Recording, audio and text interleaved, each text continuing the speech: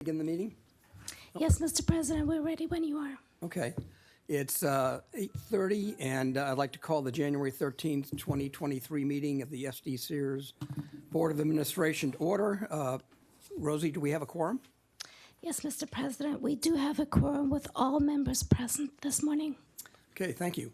A couple of quick announcements. When voting on an action item, please use the board voting system, like we did yesterday, to record your moving a motion, providing a second on a motion, and also for recording your vote. Some of you, that may be a dramatic change from our past several weeks of manual management. Any rate, welcome back to the boardroom. Second announcement is before we move on to the agenda, please let me take a moment to recognize and welcome our new CIO, Chief Information Officer. Where is she? There she is over there. Michelle Wagner-Malecki. Michelle joined SDCERS in 2007 and over the past 15 years has been key to our IT success through developing mission-critical applications, along with working closely with our former Chief Information Officer on key enterprise-wide projects, including strategic planning, risk management, security program development, platform integration, contract management, and business resumption. So welcome, Michelle. Let's move on to Section 3, public comment. Rosie, do we have any public comment today? Yes, Mr. President, we do have a public comment. We have Mr. James Cunningham who will speak on behalf of Mr. Fry, and we will hold the public comment until our business operation item number 1. Okay. And then additionally, we have Mr. Mike Conger who will speak on behalf of Jay Farrington, and we will hold that public comment until our business and government's action item number 1. Okay, thank you very much. So there's no public comment at this time. That's correct. Okay, thank you. So let's move on to Section 4, which is approval of the consent agenda items, which is basically A, service requirements, B, deferred retirement option plan drop entries, and the deferred option retirement option drop retirements as item C. So we're going to pull consent item, agenda item D for a separate discussion. So may I please have a motion and a second for consent items A through C.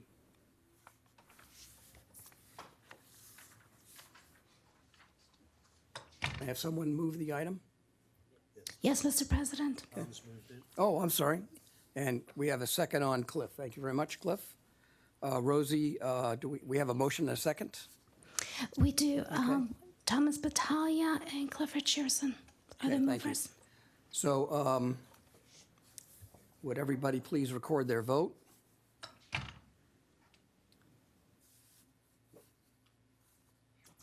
And with all the votes in, Mr. President, the motion passes 12-0.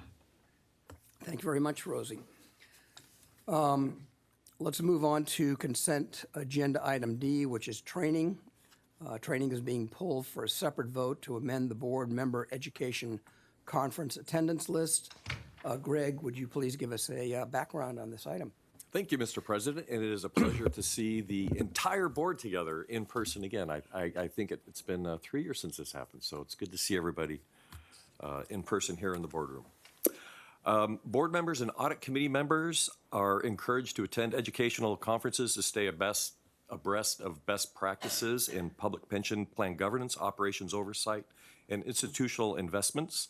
Additionally, board members are encouraged to create a calendar year education plan at the beginning of the year to take advantage of registration discounts and reserve time in their calendars.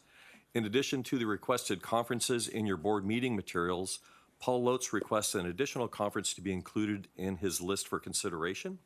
So staff recommends including Mr. Lotz's requested conference using the following motion for approval. Motion to approve consent agenda item D, board member and audit committee member requested educational conferences for calendar year 2023 to also include Paul Lotz attending the Global Interdependence Conferences Centers Conference, Cryptocurrency, What Is It?, to be held February 10th in La Jolla, California. Thank you. Can I have a motion and a second from the board? Oh, we already got, Charlie has approved, and we're seconded from Lisa Marie. So Rosie.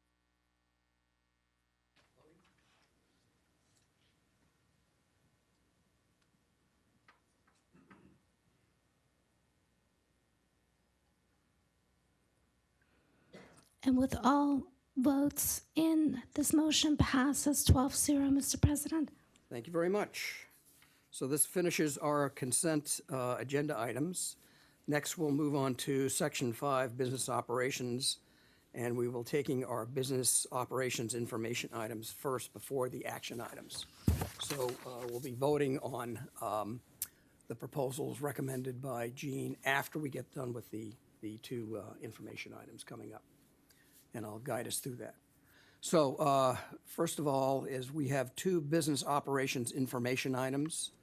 The first item is a presentation of the draft June 30th, 2022 actuarial valuation results by our consultant actuary, Chiron.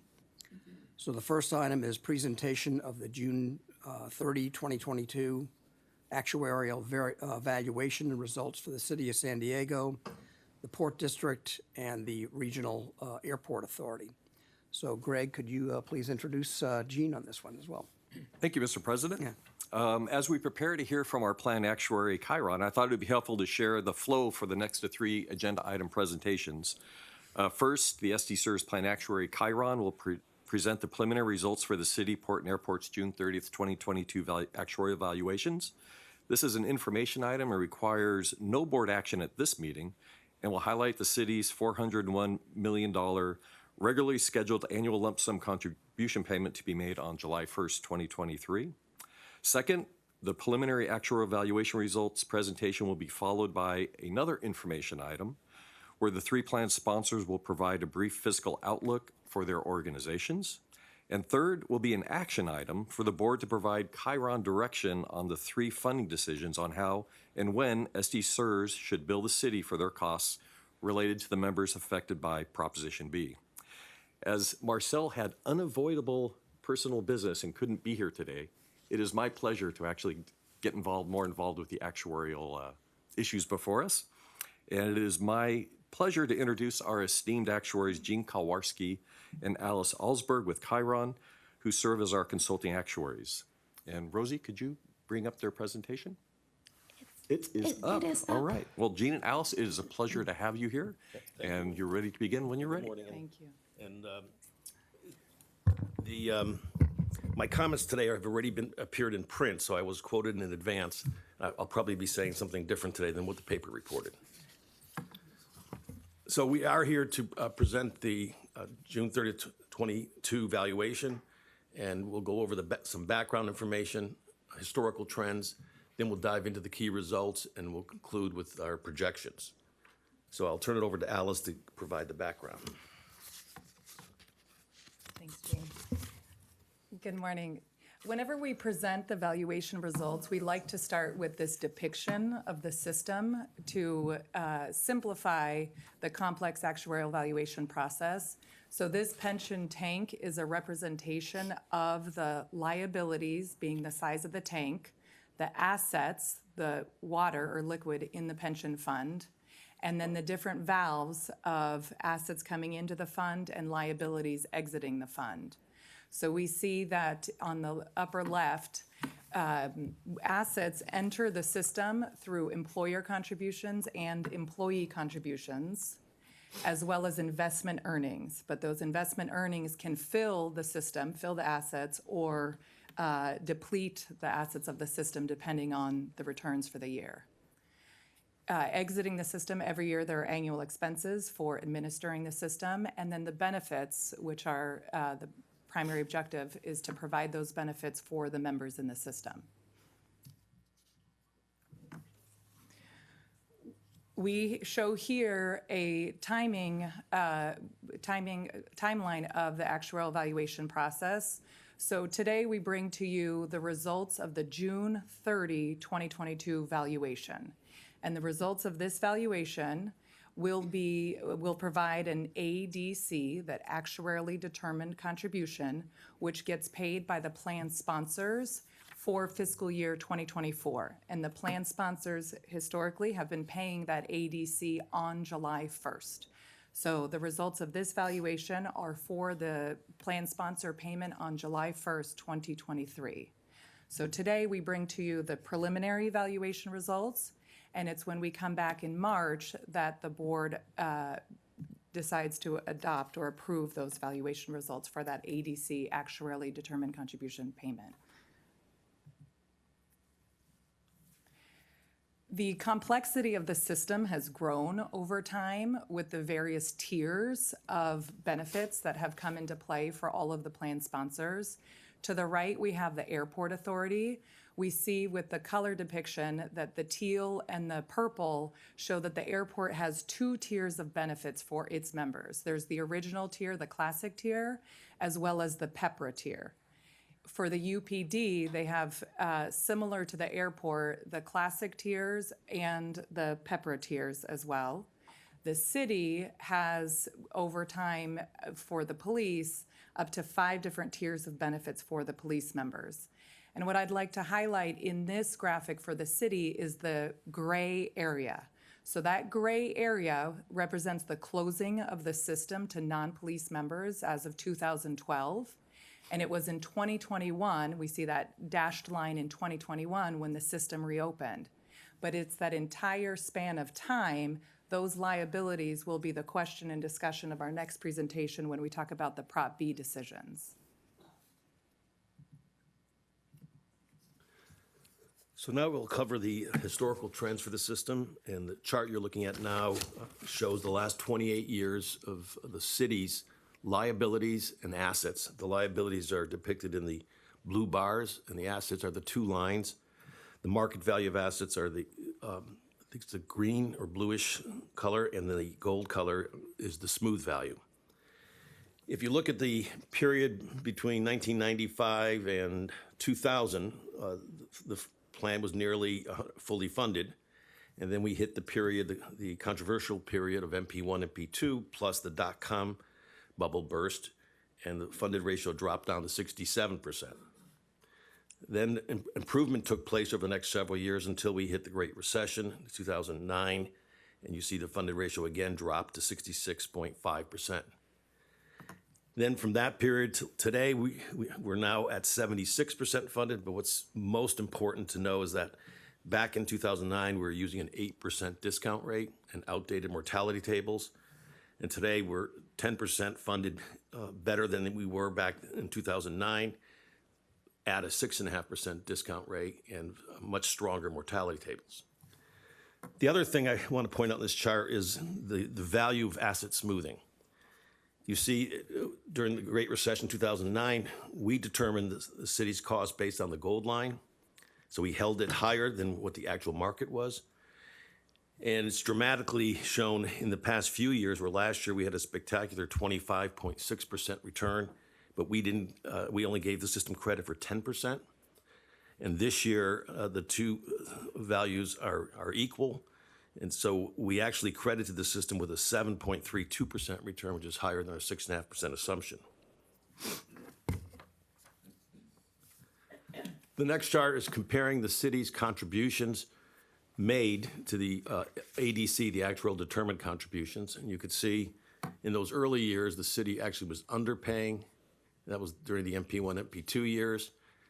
And then we had some overpayment years, but since 2011, it looks like the city has paid exactly what the ADC has been each and every year.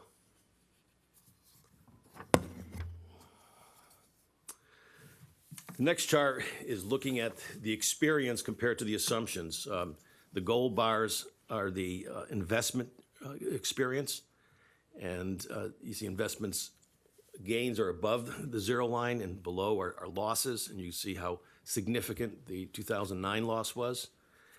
And usually the investments are far more volatile than the liabilities, and those are the blue bars.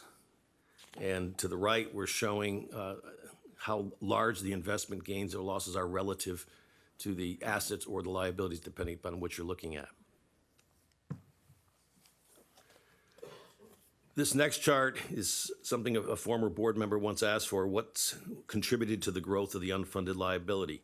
And this is showing all the different factors that can contribute to it: in investment experience, actuarial methods, assumptions, contributions, benefit changes. But if you were to collapse all these bars together, you would see the vast majority of increase in the unfunded liability is due to the combination of the demographic and the discount rate change.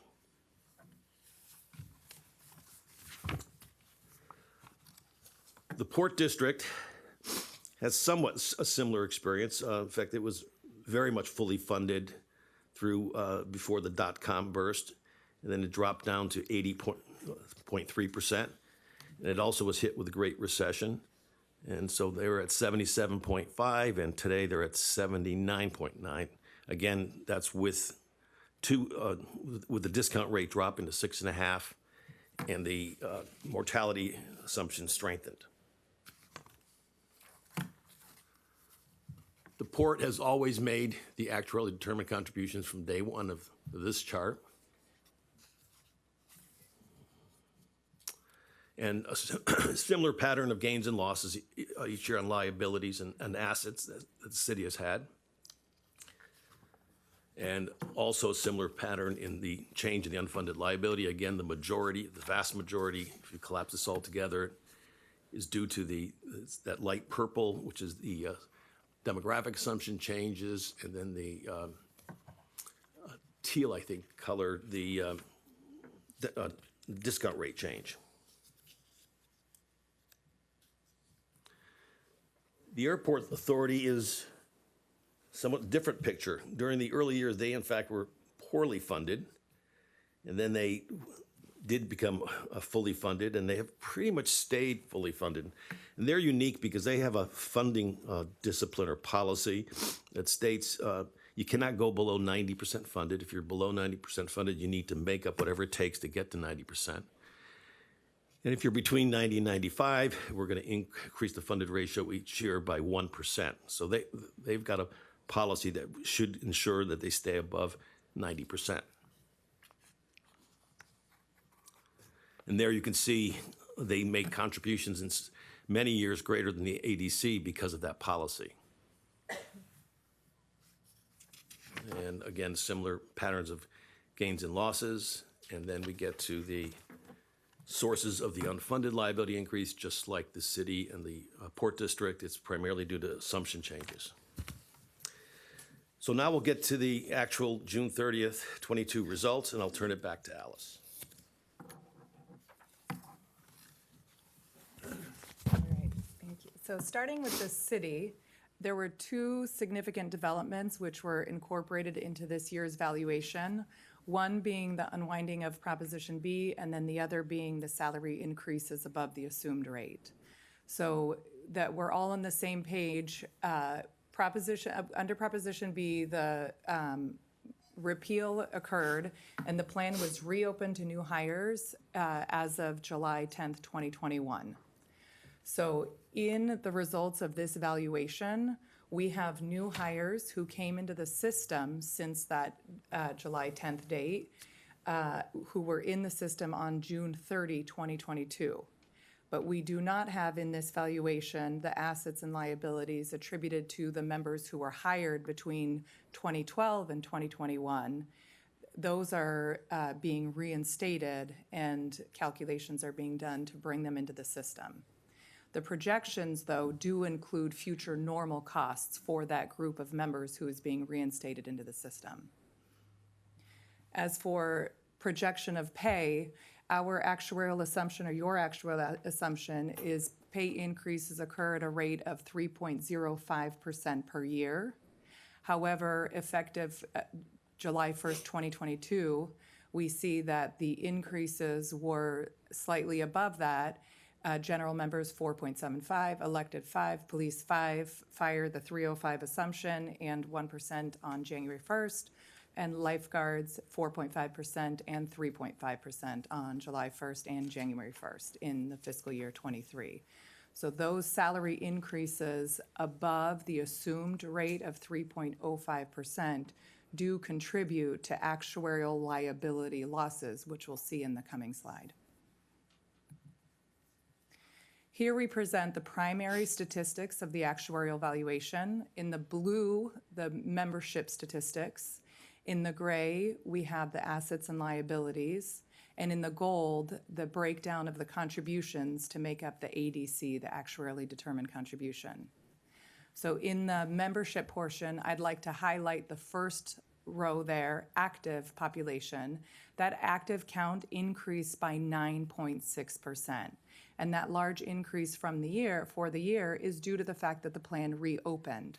So we now have the new hires who came into the system starting July 10th, 2021, who are represented in this valuation now. Another item to point out is that the average salary increased by 2.8% for this group, even with all those new hires. New hires tend to have lower pay on average compared to the longer longevity employees. In the gray section, assets and liabilities, we see that the actuarial liability is at 11.8 billion, and the actuarial value of assets is at 9 billion. So in this year's valuation, the unfunded actuarial liability actually decreased from 2021 to 2022 from 2.95 billion to 2.84 billion, a decrease of 3.8%. So on an actuarial value basis, the funded ratio increased to 76%, whereas on a market value of assets basis, the funded ratio decreased from 82.4 to 77.5%.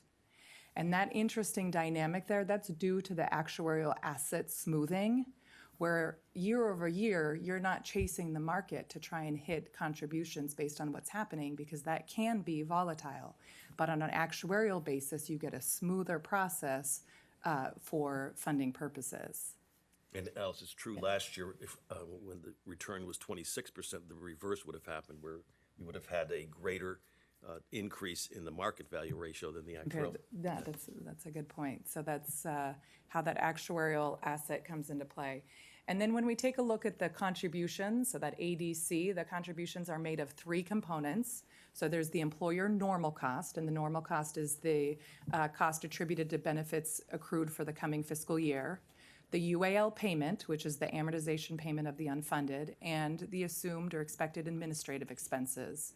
So in total, the ADC for fiscal year 2024 is $400.5 million.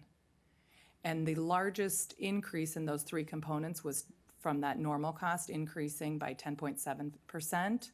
And again, that's due to the reopening of the system. So there was quite an influx of new hires that came into the system that we didn't see previously.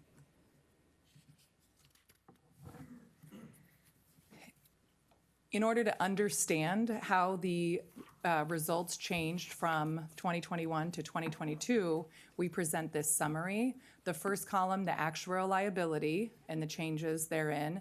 The second column, actuarial assets. And third column is the UAL. That unfunded is the difference between the liability and the assets. And that translates to the ADC, the actuarially determined contribution. So we see that there was an expected change. So every year we expect benefits to increase through normal cost. We expect asset returns. But when those asset returns are not at the actual value of assets, that 6.5%, we have unfavorable experience. When it's above 6.5, there's favorable experience. So there was an expectation that the UAL would decrease by $421 million. But in fact, the asset experience led to an increase in the UAL of $190 million and an increase in liability experience of $118 million. So on the contribution ADC column, we see that the asset experience increased the ADC by $19.2 million and liability by $16.4 million for the fiscal year 24 value of $400.5. And to give a quick breakdown, that liability experience, the loss, is primarily driven by those salary increases. Now, the Port District has a situation where they are implementing the UAL contribution floor amortization. So back in 2019, the board discussed at a retreat, was later adopted. the UAL payment floor to continue to pay off that UAL until it reaches zero. So the calculated UAL payment for the year came out to be $12.6 million, but the floor is $13.3 million. So with that, the actuarially determined contribution, the UAL amortization payment portion, is the floor, set to the floor of 13.3. For their membership, we're projecting an across-the-board increase of 6% for general members and 5.5% for safety members, based on the information that we received from SDCERS in the port.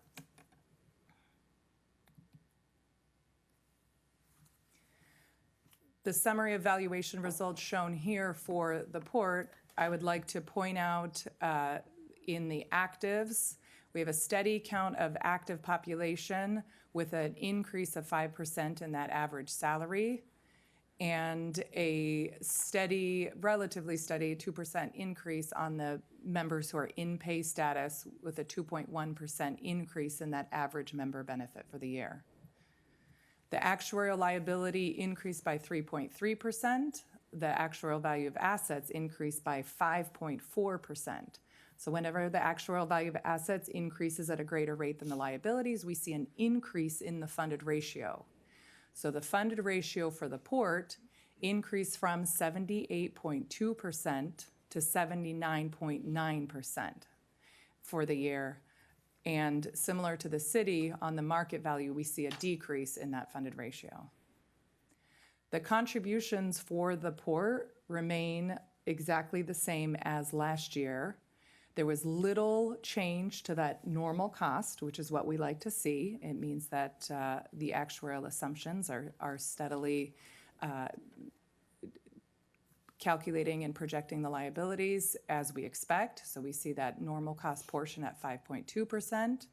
The UAL payment, 13.3, so that's that trigger, that's the UAL payment floor. And we saw the UAL payment floor come into play last year and again this year. And so the ADC ends up at 19.2 million, again, for the Port District. In terms of change, we'll go straight to the ADC column to take a look at the changes. There was an expected decrease in the ADC from last year's strong investment performance.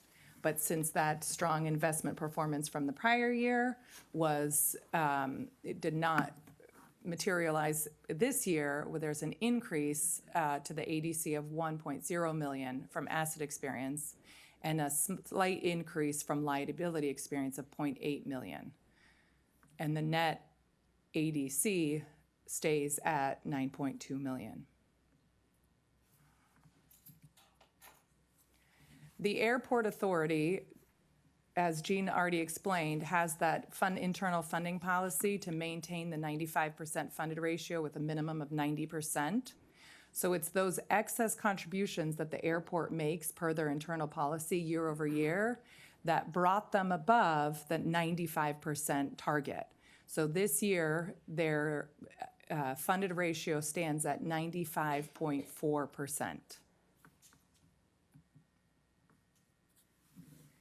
In terms of membership statistics, the active population remained relatively steady, but the average pay did increase by 6.8%. And that 6.8% increase in average pay does translate to a liability experience loss that we'll see on the next slide.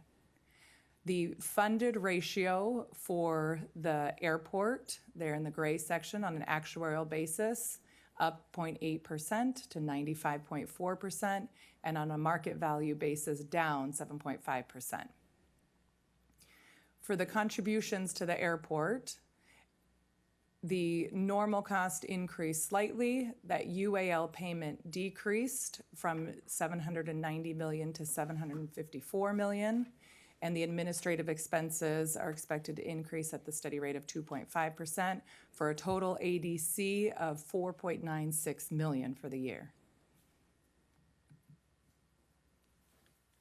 In terms of experience, the airport has the same asset experience, increasing the ADC by 267,000, and the liability experience increase the ADC by 413 million, thousand, taking the ADC from 4.9 million to 4.96 million for the coming fiscal year. So that's a snapshot of June 30th, 2022. And now we're going to be showing the projected funded status for each plan sponsor. What you're looking at are two graphs. The top graph are showing the assets and liabilities being the gray bars. And down below, you've got gold bars and blue bars, gold bars being the city's ADC and the blue being the member contributions. And then we have a red line that demonstrates the baseline. So if we ever change assumptions in doing live modeling, we can always compare it to the red line. But what this is, and on the left-hand side, you see for fiscal year ending, what the returns are being plugged in, and we have 6.5. And we can tell you with 100% certainty, you're not going to earn 6.5 each and every year. There's going to be volatility, but this is just giving you a baseline projection. And what's going to happen to the ADC. You see the ADC of 400.5, that's in the sort of the reddish color, increasing to 436.6 because that's the additional normal cost coming in for Prop B. And then you see for snapshots as of each June 30th what the UAL is projected to be. So you see the system heading towards full funding, and then you see in the gold bars the UAL floor of 275.5 million is keeping that contribution up until we reach full funding in 2036, and then it drops down dramatically. And there's somewhat volatility going on after 2036, and that's something that as we get closer to that date, depending upon what the investment performance has been, there will be ways to dampen that or smooth that out. The Port District, similar projections showing you getting to full funding, but they have a much smoother projection on the employer contributions. And again, Alice mentioned they have a floor of 13.3 million. That's what's keeping the gold bars up. And then at 2037, they're fully funded, and the port contributions drop dramatically. And finally, the airport. Practically fully funded to begin with and staying there, and the contributions pretty much level for through 2036, 37. And then we've got some increases because we've got different amortization bases that each year we have a gain and a loss that takes place that gets amortized, and some of those bases drop off, and that results in some of the spiking going on there. It's the same thing that happened with the city, and I imagine at some point we could come up, as we get close to that time, a way to dampen that volatility. So that concludes our formal presentation, and we'd be happy to answer any questions.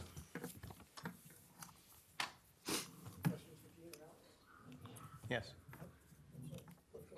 Good morning. Nice to see you both.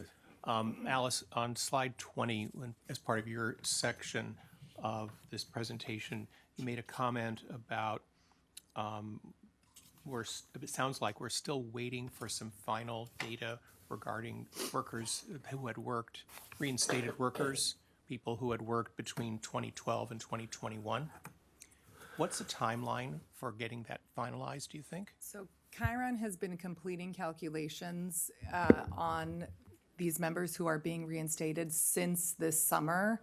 And the largest portion, just shy of 4,000 calculations we performed, have already been provided to SDCERS and to the city. And those members were reinstated to the system, correct me if I'm wrong, but on July 9th, 2022. But since our valuation date is June 30, 2022, we did not account for them in the results. We did, however, account for their normal cost in the projections. And we didn't account for them for the results because there's some decisions the board is going to make at the next our next presentation. You're right. So just to be clear, it's not like there's a problem getting the numbers. It's a question of the timeline for this report as of June 30th, plus other things on our agenda going forward. Exactly, Okay. exactly. So everything is going, I would say, in order to redo 4,000 calculations from a 10-year period, very well. Okay, good. Thank you very much for the clarification. Yeah, make a slight comment. In the Proposition B, the city in reopening their plan divided the project into 3 phases. The first phase was the new employees coming in. Second phase was folks such as myself who were hired in between 2012 and 2021. And so as Alice correctly pointed out, phase 1 and phase 2 have completed. Now we have phase 3, which are people that were hired during that time but have left the city. And we have, the city doesn't really know where they are or what their circumstances are. And the city is currently negotiating with their represented groups on how to address phase 3 and how to implement that. So we'll be probably talking about that additionally in the future as that phase 3 gets resolved. Well, from the board's perspective, if we are going to have to vote on some decisions that include the phase 3 people, on what basis can we make a good decision if we don't know what the numbers are? Yeah. Currently, in our upcoming action item, we're really talking about the impact of phase 2. So phase 3 is pushed out into the future, and we don't have the information available, but we'll address that when we get more information on the impact of those members on the city's cost. And we don't know when. I do not have an update on that. No, I do not. Okay, thank you. Any other questions? Okay. Gene and Alice, thank you very much for your presentation, and we'll look forward to the final valuations at March when you present those to us. Thank you.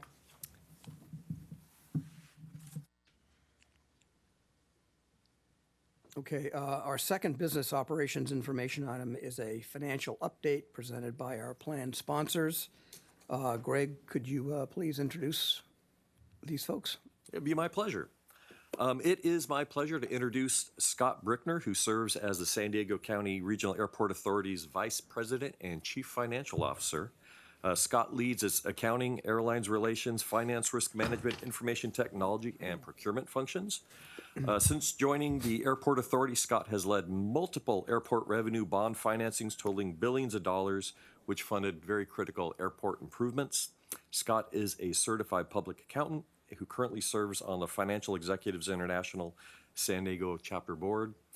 And the Airports Council International honored him as ACI's Financial Professional of the Year for large hub airports and was also recognized as the Chief Financial Officer of the Year by the San Diego Business Journal. Thank you for joining us, Scott. Good morning. Thank you for having me. Again, Scott Brickner, CFO of the airport. I've been there about 14 years now. Definitely appreciate the opportunity to come and tell the airport's financial story. I was all ready to talk about our board's approved funding policy, and Gene and Alice just completely stole my thunder. So I just very proud of that policy. Obviously, being a younger organization does help in terms of being able to start that early and then maintain that funding. One other thing just to mention, I'm really impressed with the voting system that you have, and I was going to go back and tell our authority clerk about that, but then he will remind me that I don't give him enough money in the budget process, so I probably won't do that. Today, I have a presentation that we normally give to new board members as an orientation, kind of an airport finance 101, if you will. It provides an overview of our business, as airport finance does have some unique complexities to it that I'll talk about. I also have our budgeted revenue and expenses for fiscal year 23, the size of our capital program and how we intend to fund that, and then a 10-year trend of the change in our net position and revenue growth. Before I get into the presentation, just a few general comments. As you probably are aware, the travel industry was one of the hardest hits with COVID, and at one point we were down 96% in our traffic, which obviously is devastating to our revenue. We implemented our financial resilience plan, which essentially gets back to only essential spending. It put a number of capital projects on hold. We had pay freezes, hiring freezes.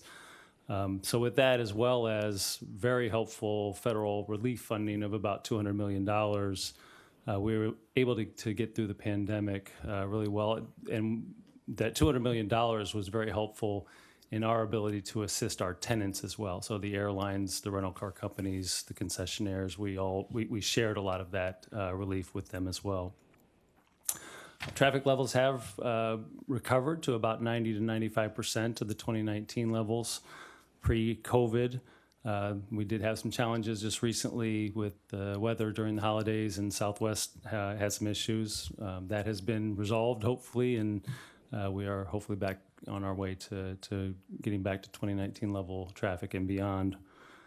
If you just drive by the airport, you'll see all the construction that's going on. We have our new T1 replacement program as the main thing that's going on. We have issued about half of the debt that's needed for that program. We issued almost $2 billion at the end of 2021. About $300 million of that was refunding. So $1.6 billion of that was about half of what we need to fund that program. We have about $3.2 billion outstanding currently, and about $168 million in debt service annually. That number is expected to go up and approach, if not exceed, $300 million annually.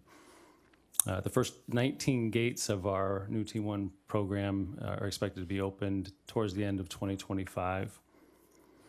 As with all businesses, we're dealing with some of the challenges going on today, so staffing shortages, supply chain issues, and inflation. But year to date for our financials profile, we're actually doing well against our budget. We are at the June 30th fiscal year, so we're embarking on our budget process now. And one thing I like about the airport is it's an enterprise fund, so we don't have all of the complexities of government fund accounting. It is very similar to private sector accounting in terms of financial reporting. So the airport business, airports are self-sustaining entities, so we are actually required by regulation to be financially self-sustaining. We do not receive any tax revenue. I think that's one thing that is not really understood. A lot of times we'll get complaints from people saying, yeah, I'm a taxpayer, and well, we don't take tax revenue. We actually fund the airport with user fees. So if you don't use the airport, you don't pay for it. We're competitive. This may sound a little counterintuitive. You feel like, well, you're kind of a monopoly here in San Diego, but our passengers have choices. They can choose to take other modes of transportation. They can take a train, a bus, they can drive. And especially within our region, there are many other airports as alternatives. It gets harder and harder to get there by car now at this point, but our customers do have choices. So it's really important that we do what we can to provide an exceptional customer experience and remain competitive. So safety and security obviously is paramount. Air service for the region, so making sure that we have the air service to the places that people want and need to go. Investing in our facilities, making sure it's convenient, and to the extent that we possibly can, making it an affordable cost. Airports are public-private partnerships. We're kind of the definition of public-private partnerships. That's partnerships with our airline tenants, our rental car companies, ground transportation providers, concessionaires. We really do have the same end goal of providing that exceptional customer experience, but our goals are not always completely aligned. So for example, with the airlines, we want to make sure there's lots of competition. So there's competition on routes so that our community has good airfares and can travel places they want to. On the other hand, the airlines, as you can imagine, would prefer it to be the only one serving a route so they can be more profitable on that route. But on the whole, we are pretty aligned on the end goal of the customer experience. We're very capital intensive, so there's always some form of construction going on. In our industry, we kind of talk about it as we're a construction site with a runway. And again, even after the new Terminal 1 program is over, we're actually doing some planning right now for Terminal 2 East and what we might do with that next. And finally, we're very highly regulated, FAA, TSA, CBP, lots of rules and regulations that we need to follow. One of those, from a financial perspective, that is extremely important is the federal policy on airport revenue diversion. Essentially says that our revenue can only be used for aeronautical and airport purposes.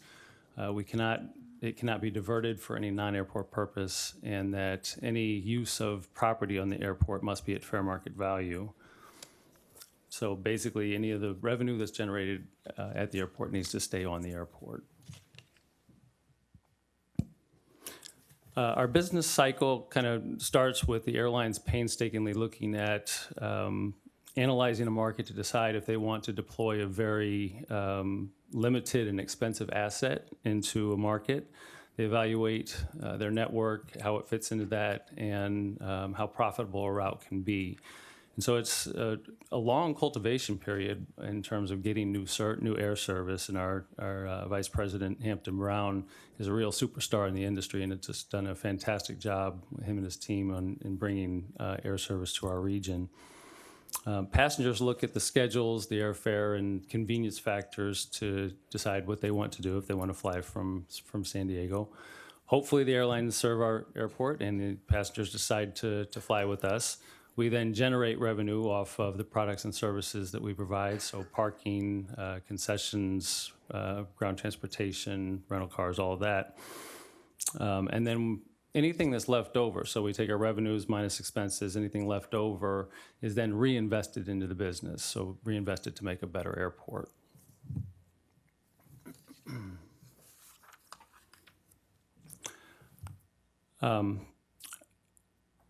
As I mentioned before, our fee structure is based on user fees. Airlines pay for the airfield, security, portions of the terminal that they use. The airline revenue comprises about 60% of our total operating revenue, and it is purely on a cost recovery basis. So we actually don't make any money from the airlines. Non-airline tenants pay a percentage of their gross revenue or based on a square footage market value basis.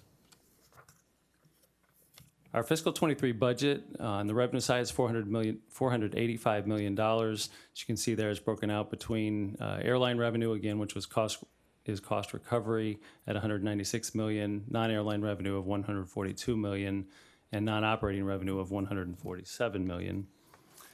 On the non-airline operating revenue, parking revenue is our largest component of that at about 25%.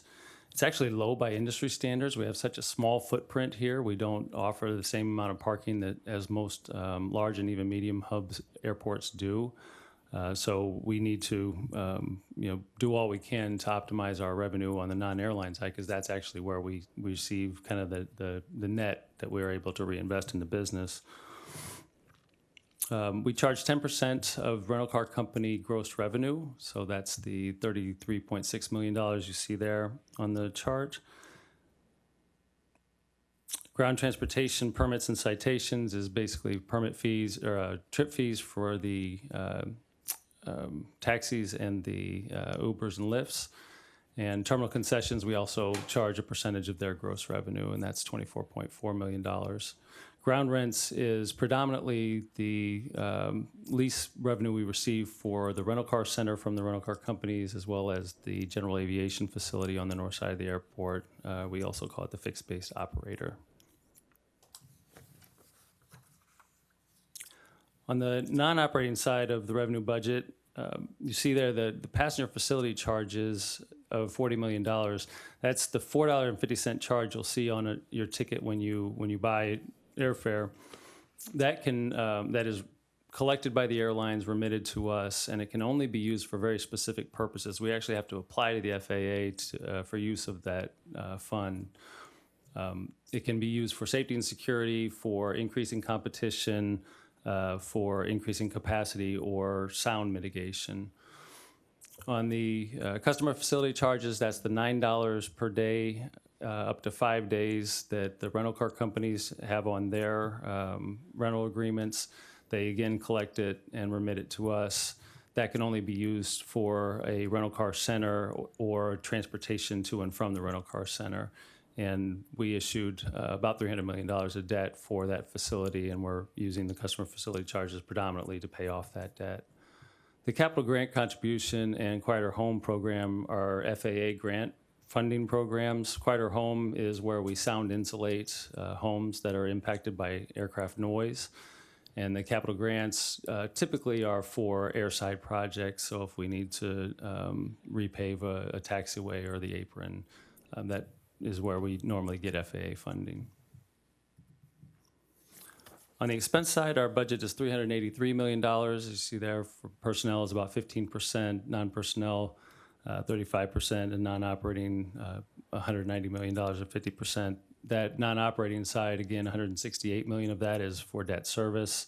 The balance of that is for that quieter home program, the expenses on that side.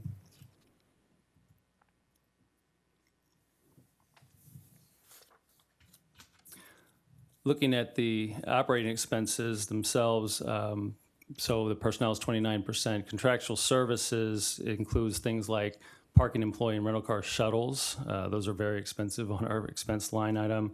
Custodial contract as well as professional services.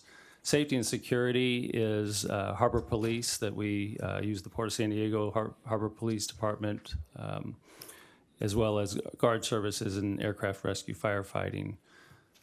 The only other thing up there, everything else is pretty self-explanatory, but space rental, we pay about $10 million to the Port of San Diego as well for two parcels. One is the former Teledyne Rhine property on the east footprint of the airport, and the General Dynamics property that is on the north side of the footprint. On the capital side, our program is about $3.9 billion. Again, 3.46 is for the new T1 replacement. As you can see there, over 80% is funded with airport revenue bonds. We have about $350 million of airport cash that's in the plan. Again, that's kind of the net that we receive and use to fund capital. One thing to note there is that there are no passenger facility charges in the plan because this is pay-as-you-go funding. We're using all of our passenger facility charges, essentially all of them, for debt service on both on the existing debt service that we have. So a lot of that was from the Terminal 2 expansion we did that opened in 2013. But also going forward, our plan is to use passenger facility charges to help pay the debt for the new T1 program as well. Could I ask a question there? Sure. If you have another situation where passenger traffic drops significantly, therefore the revenue per passenger, the passenger fee evaporates, what kind of break even do you have so that you will still be able to handle debt service? Yeah, it's a great question. We have a lot of reserves, and we have a board policy that says we will keep at least 600 days cash on hand to continue operating the airport. In addition to that, our airline agreement says that they will make up, and they actually have to ensure that we are at least 1.4 times debt service coverage. So I'll try and simplify. Debt service coverage is basically after you take the revenue minus the expenses, whatever's left over divided by your mortgage payment, if you will, and how many times can you pay that per year. So we have a 1.4 times requirement that the airlines will pay for. Thank you. Last slide here is just a 10-year history of our revenue growth. As you can see there, the impact from COVID back in 2020, 2021, and the recovery in FY22. We have grown the organization, increasing the net position every year with one very slight exception in 2014. But we do intend that that trend will continue going forward. And that concludes my presentation this morning. I'd be happy to entertain any other questions. Nope. Any questions? I do. Go ahead. Do I need to speak into the mic? Yeah, please. Can you hear me? I can. You go to market to issue for a bond.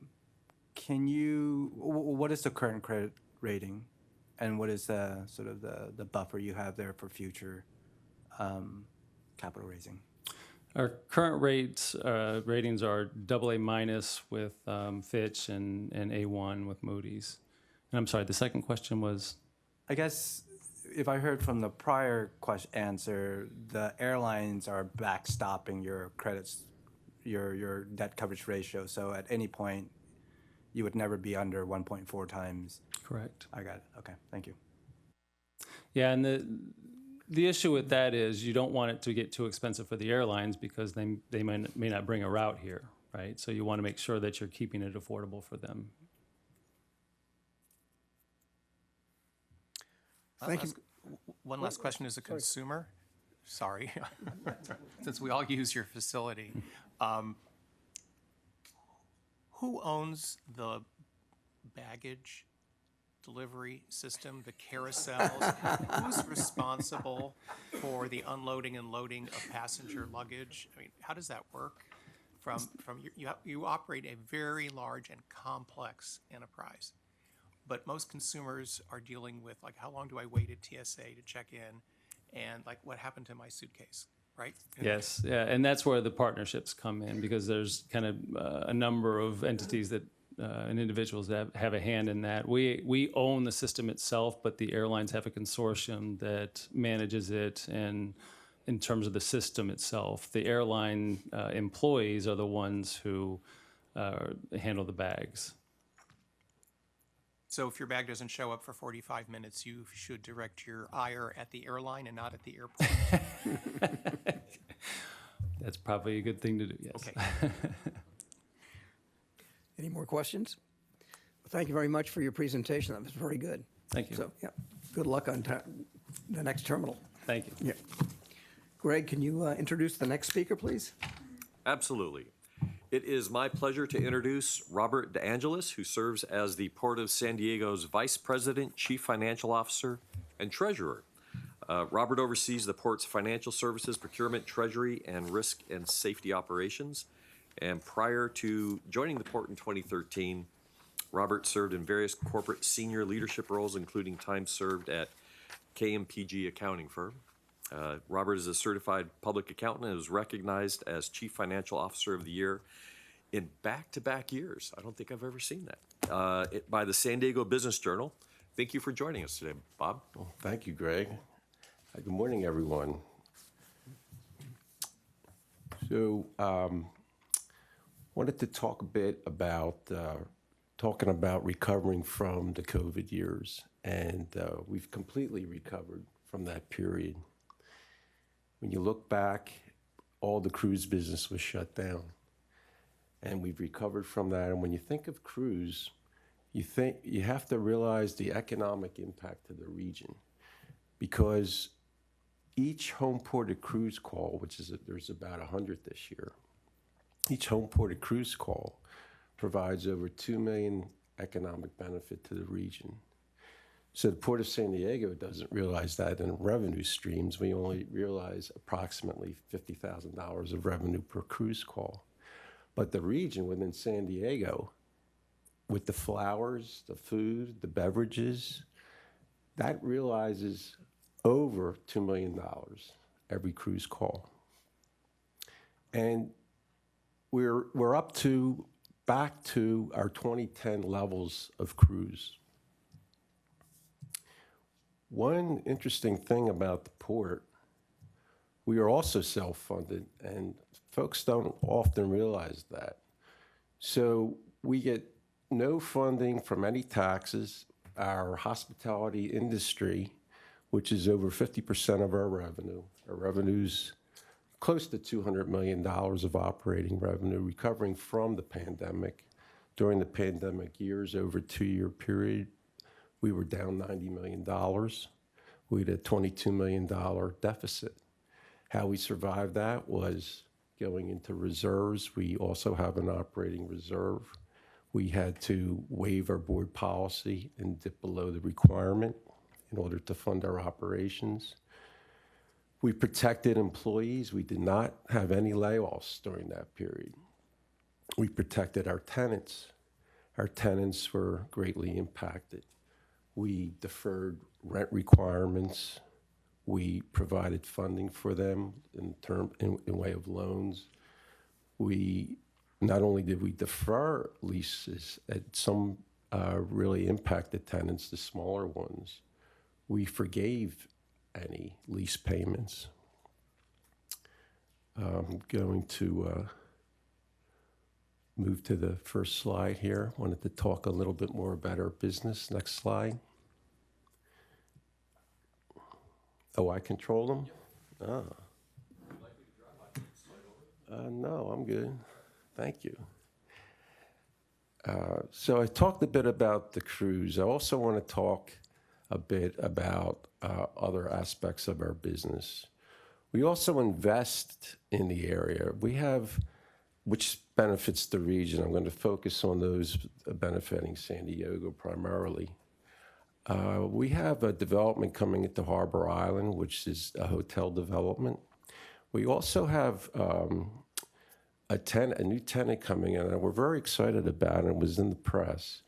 We have a entertainment coming in, Topgolf, and their presentation to us, there would be over 1 million visitors to that facility. And the good thing about that, that'll benefit the region also. Midway alone reports that they have 1 million visitors. So to have 1 million through a facility right there by the airport in San Diego, I think will be a benefit to the region. And we are also very careful about the climate aspects of our business. We have a climate action plan that we're very proud of. We report out of it almost every board meeting about our climate actions. And we are one of the first in the nation of acquiring 2 electric cranes. So those cranes are on order, combined cost of $14 million, portion of which, or a good portion of which, was funded by stimulus funds we received from the government, economic stimulus due to COVID. We received over $110 million. That's all been committed and deployed for infrastructure, electrification, and we've invested in our member cities. So we're made up of 5 member cities, including San Diego, and we've put funds aside to invest in their communities, such as Imperial Beach Pier, for instance. We've participated in the 1,600-room convention center and hotel in Chula Vista, and it's taken years to get that off the ground.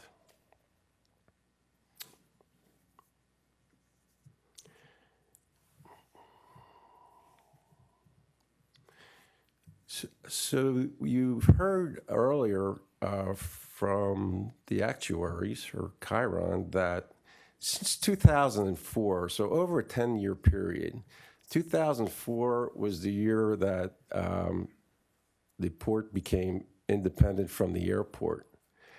So in a 20-year period, we've always met our actually determined contributions. So there has not been a year in the last 20 years since we've been independent that we have not met our obligations. And we wanted to emphasize that in this presentation today. Even though we lost over $90 million of revenue and $22 million deficit through the COVID years, we did not defer or miss our ADC. In addition, as you can see, since 2004, our contributions have climbed from $5 million to $19 million. So it's been quite the effort for us to keep up with making those contributions. And then looking forward, the future projections are continuing at approximately $20 million. And we are confident that we will continue to meet those minimum requirements. So I hope the foregoing hopefully assuages any fears you would have that the port would not be making their contributions. Thank you. Any questions? Robert, thank you very much for your presentation. Appreciate it. Thanks for having me. Thank you. Greg, we have one final presenter from the City of San Diego. Could you introduce them, please? Yes, I will. Thank you. It is my pleasure to introduce Matt Vespi, who serves as the City of San Diego's Chief Financial Officer. Matt leads the Treasury, Finance, Economic Development, Information Technology, Purchasing, Contracting, and Risk Management functions. Prior to becoming their CFO, he served in a variety of leadership roles in helping the city serve its community over the years. So thank you for joining us today, Matt. Thank you, and good morning, everybody. First, thank you for the opportunity to be here. Joining me this morning is Rolando Charvel. He's our Director of Finance. He's also our City Comptroller. Rolando's been with the city for 23 years, started as an accountant trainee. Rolando is also a CPA, and he also did a short stint here at SDCERS as head accountant. So just again, thank you for being here. I really appreciate the opportunity to present this information in this setting. I know this is new for the board. So our presentation's structured a little bit differently than the last two presentations that you saw. The city obviously is a pretty large corporation, $5 billion budget this year for fiscal year 23.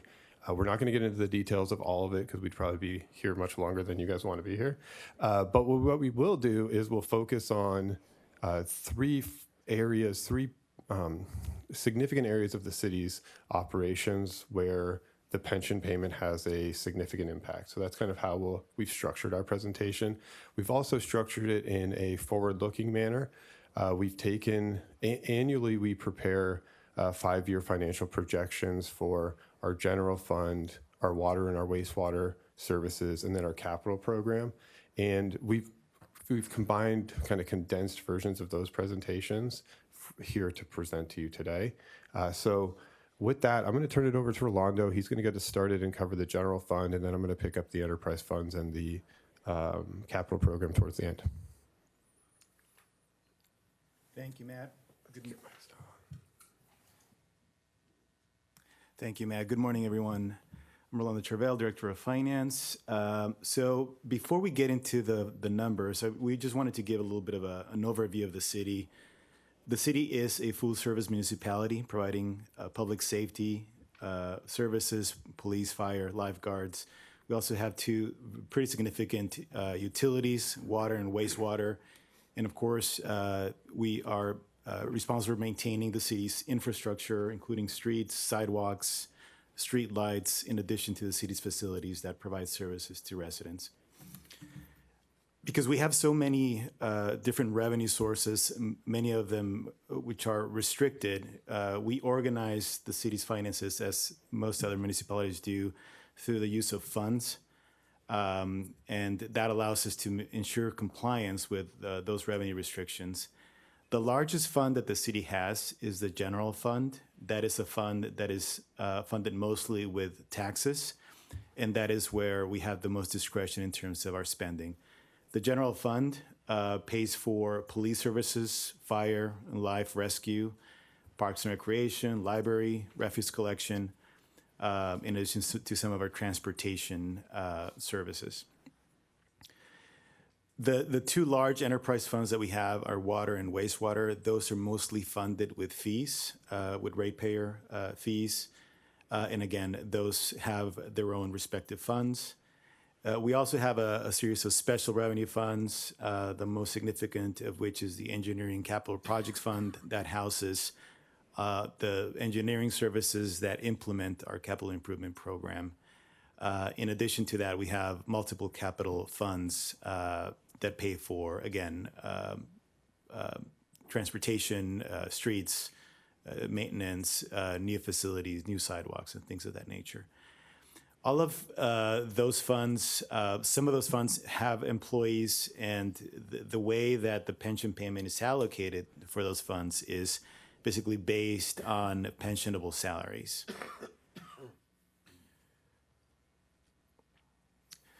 So every year, the city goes through a 5-year financial outlook process focused on not only the general fund, but also the water and sewer utility, in addition to our capital improvement program. The main assumptions, and I'll cover this in this slide, are we basically, as we're projecting out our 5-year financial outlook, we assume basically maintaining the same service levels that we have in the current fiscal year. So in this case, for the outlook that we're presenting, which is from fiscal year 24 through 28, we're assuming that we would maintain the same service levels as fiscal year 2023, so no service enhancements. In addition to that, we look at revenues and we apply some growth rates based on our major revenues, based on our projected increases for the water and wastewater funds, and those are basically applied to the revenues for all of those funds. In terms of salary increases, we have 6 labor groups. We have MOUs currently with 3 of them. So to the extent that we know those salary increases, those are included in the projections. For those labor groups, the 3 labor groups that we don't have agreements, we're currently negotiating with them. We basically assume use the same assumption that Chiron uses for the valuation, which is salary inflation of about 3.05%. So for those years for which we don't have an MOU, we're assuming 3.05%. In terms of the pension, we used the projections from the 2021 valuation. Those are included throughout the 3 outlooks that we're going to cover. On top of that, of the projections from the valuation, we also did an estimate on investment losses from 2022. So that was those were incorporated, and the amortization of the Proposition B liability that's been recommended by Chiron that was covered in the last board meeting. So that's been factored in as well. And then for non-personnel expenditures, we're factoring in inflation for contracts, supplies, utilities, based on the best available information. This table shows the allocation of the fiscal year 2023 pension payment to the various funds. As you can see, most of the allocation is made towards the general fund, and the reason for that is that is the fund that has the most employees, right? Even though the city has a large budget, $5 billion, like Matt said, a lot of those expenditures are capital in nature, but the personnel side of the costs for the city are mostly in the general fund. You can think about the police department, fire department, which are employee heavy. We also have about 10% that's allocated to public utilities, about close to 6% allocated to that engineering and capital project fund that houses the engineers that I mentioned, and then the remaining 10% allocated towards other funds. We included the $400 million ADC projected payment in our outlook that was based on the 2021 valuation. We know that number will likely be closer now to $448 million once you factor in the Prop B amortization of that unfunded liability. When we talk about numbers in hundreds of millions, sometimes it's hard to have good context of what those numbers really mean. This slide just tries to provide a little bit more context on the pension payment compared to the different allocations that each department gets on an annual basis. This represents the budget for the general fund for 2023. And it's broken down in the blue bars by the different allocations that each department receives. And then the orange bar represents the allocation of the pension payment that was made to the general fund. So as you can see, really the only department that's greater than the total allocation for the ADC is the police department. That's our largest department. But then if you go to the rest of the bars, you can see that the pension payment is greater than when we spend on fire and life rescue. That's our fire department and our lifeguards.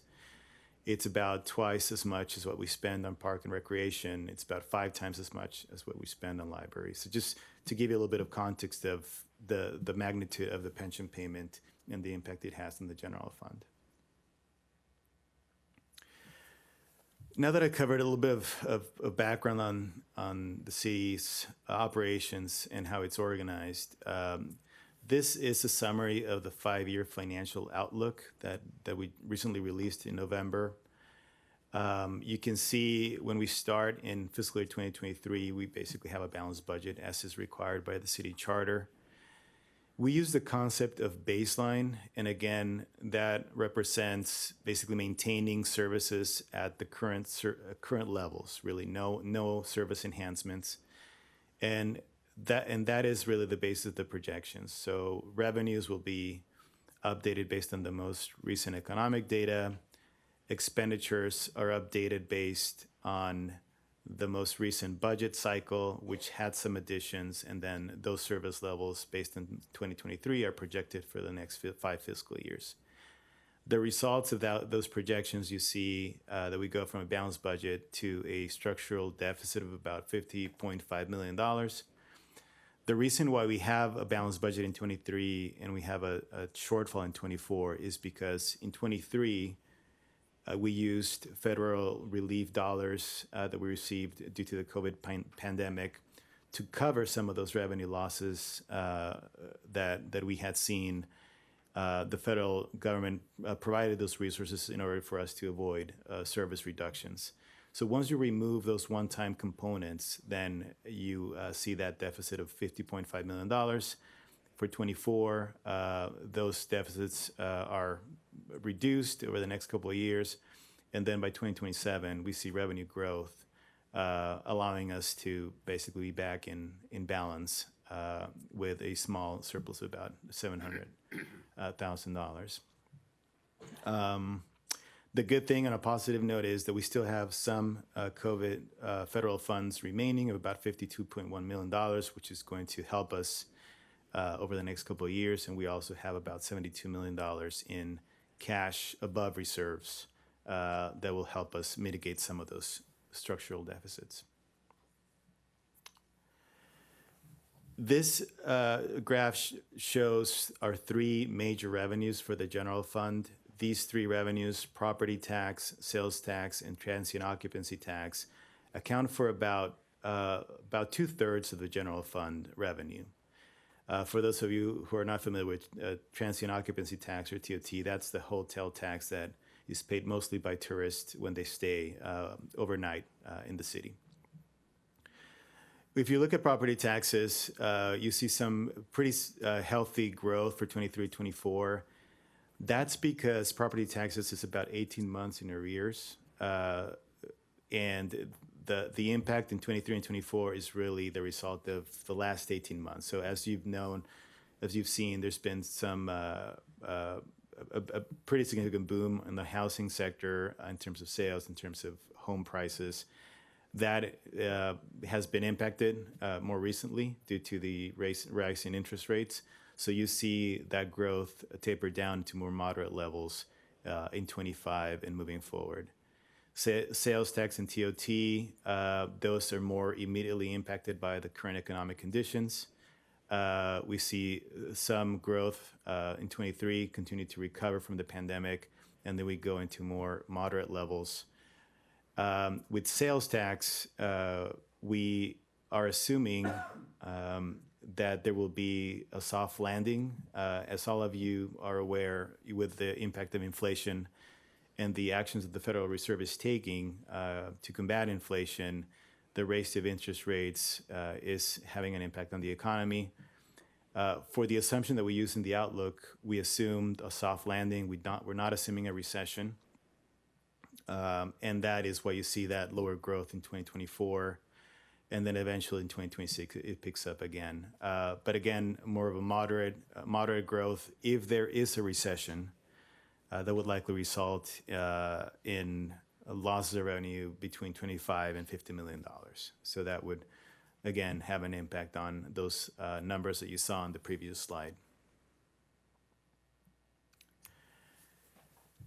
So we focused on baseline when we talked about the outlook in the previous slide. Basically, again, maintaining current service levels.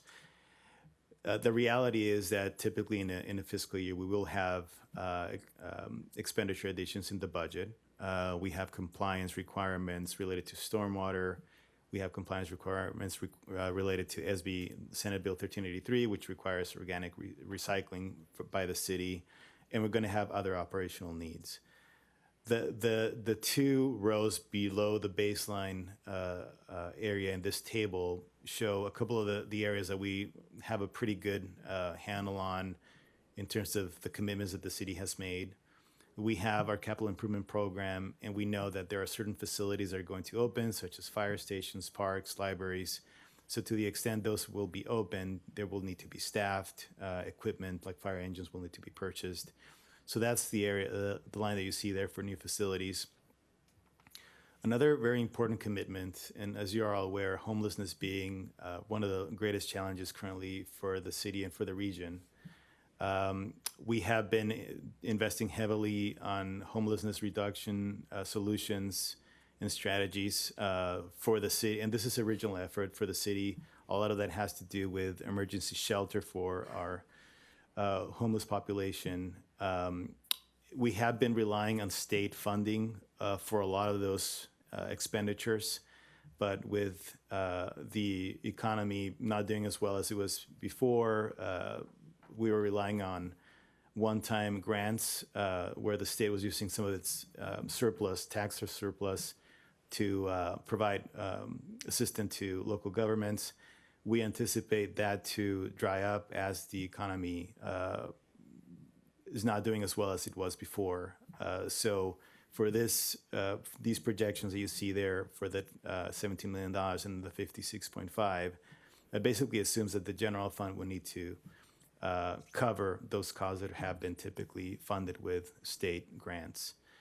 So once you take that into account, and you take into account some of that, the available resources that I mentioned, some of the CARES Act COVID relief funds that we currently have, and the cash above reserves, 24 looks like we'll be able to cover it, but then when you get to 2025, that shortfall grows to about $47 million. And again, this doesn't include any additional operational expenditures that are added in the FY24 budget. So that covers the general fund, and with that, I'll hand it over to Matt. Thanks, Rolando. So shifting from the general fund to our public utilities enterprise fund, so that's our water enterprise fund and our wastewater enterprise fund. We account for them separately. We charge for them separately. But public utilities departments, we charge rates based on usage to provide the water and wastewater service to our customers. Our 5-year financial outlook, what we do with this exercise in the enterprise funds is a little different than the general fund. We project our expenditures, which drives our revenue requirements to meet the expenditure needs of the water and the wastewater enterprise, maintain the system, purchase chemicals, all of that. So a little kind of different from how the general fund financial projections work. But what we're looking at as we look at our projections for both water and wastewater is increases in rates for service throughout the outlook period. And those rate increases are significant. I'll cover those projections in the coming slide. But just briefly, the key drivers of those projected rate increases on the water side of the house, it's the cost to purchase imported water. The city imports about 85% of the water that we use. About 15% comes from local supply. We've got a really large construction project underway known as Pure Water. It's advanced water purification treatment project where we'll be taking wastewater and converting it to drinking water. There's a couple benefits to that. It reduces our outflow into the ocean, which is a requirement from the federal government, but also allows us to create more water supply regionally within the region and a little more control over our water supply. We have some significant needs in our reservoirs, particularly the dams are aging. Many of our dams are near 100 years old, and they are requiring repair and in some instances replacement. And then regulatory compliance and purchase of chemicals that kind of just run the business type stuff, inflationary increases there. On the wastewater side, we don't have the cost of the water, but we do have chemical increases. We do have that regulatory compliance. And then also we have the Pure Water project again. That affects both water and wastewater, so the cost of that project is allocated across both water and wastewater. This slide shows just briefly our water rate increases, provides a snapshot of the last 6 years, where we've been, what increases we've had. You can see it's kind of been up and down over the last 3 years, particularly. What drove kind of the up and down is a couple of things. One, COVID, we didn't increase during that period of time, but we've also had some significant litigation around the structure of our water rates, which has hindered our ability to implement increases. So we've kind of been limping along using cash we have on hand But the result of those kind of minimal rate increases over the last several years is projecting larger increases over the next 5 years. So you can see we're projecting 9.3%, and then that's later in this calendar year to take effect in November. And then for January 1 of 2025, about 7.5%, and then nearly 10 in 26, and so on. So those are our projections for our water rate increases. On the next slide, I'll be brief here because it's a lot of numbers, but I want to show, similar to the charts we showed for the general fund, we project all of our expenditures, both operating and capital, and look at the fund balance that we have available to help us determine what our revenue requirement is. And that is what this chart provides, is just a high-level overview of our revenue requirements and our projected expenses. So shifting to wastewater, wastewater has a slightly different story than the water enterprise. In the wastewater side of the house, we have not had a rate increase since 2012.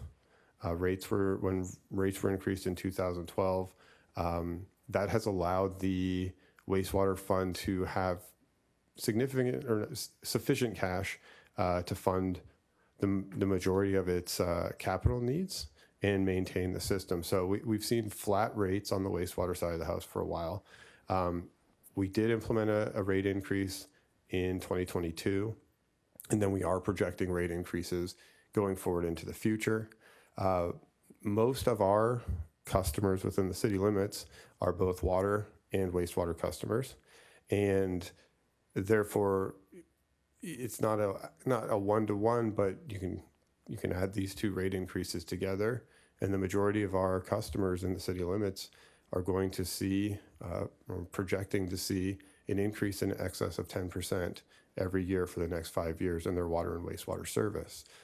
So for retirees, for example, right, where there's a smaller cost of living adjustment, this is a cost component that will exceed cost of living type increases in folks' income. So it's significant, and we want to share because we want to be transparent and just kind of help just communicate the impact that our pension payment has on this part of our operation. So again, this slide is the wastewater fund, similar to the water side that they showed.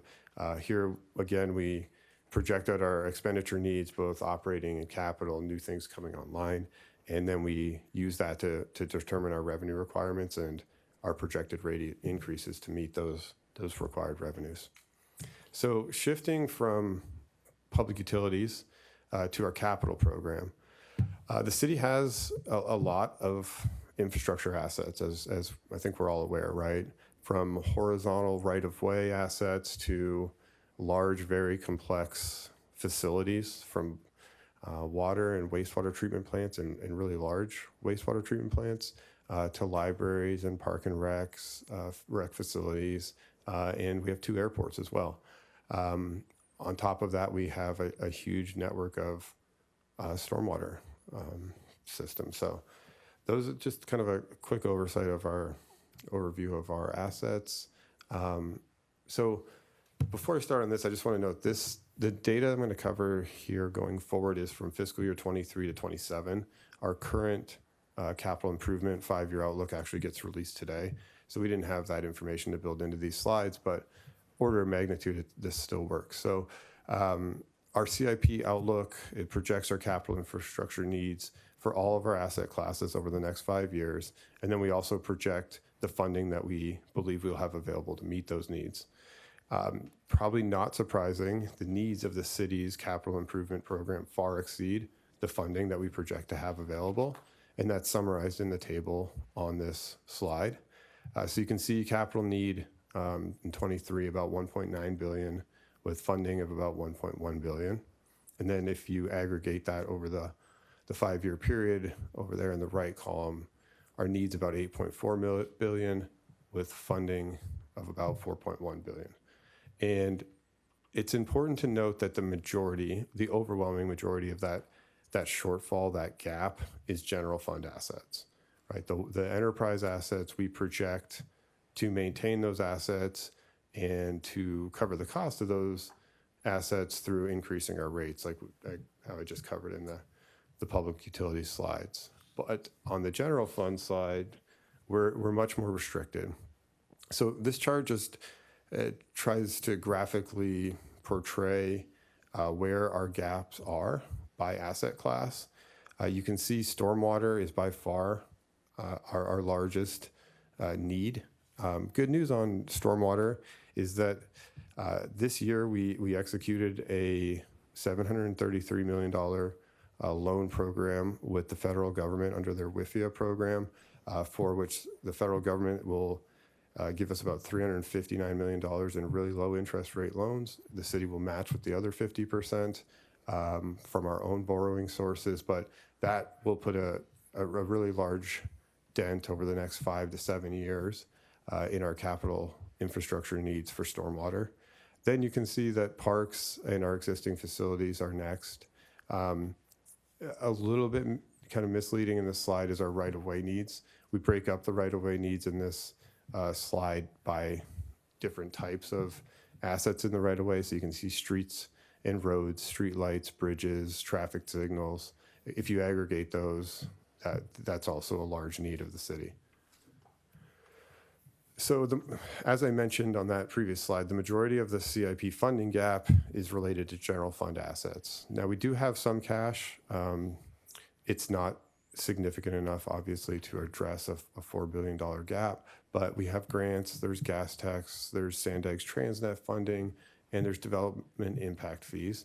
And we do use those where we can. They're somewhat restricted, but we use them where we can. But opportunities to increase general fund revenue for capital needs are somewhat limited, and they generally require a vote of the public. Capital infrastructure needs for us, and I think a lot of other agencies, continue to increase. Stormwater compliance mandates are a big driver of our needs, but deferred maintenance, there's been a lot of deferred maintenance in this city over time, and with continued, that continues to grow, right? The assets aren't being maintained. They continue to fall into further disrepair, but then also costs just continue to increase.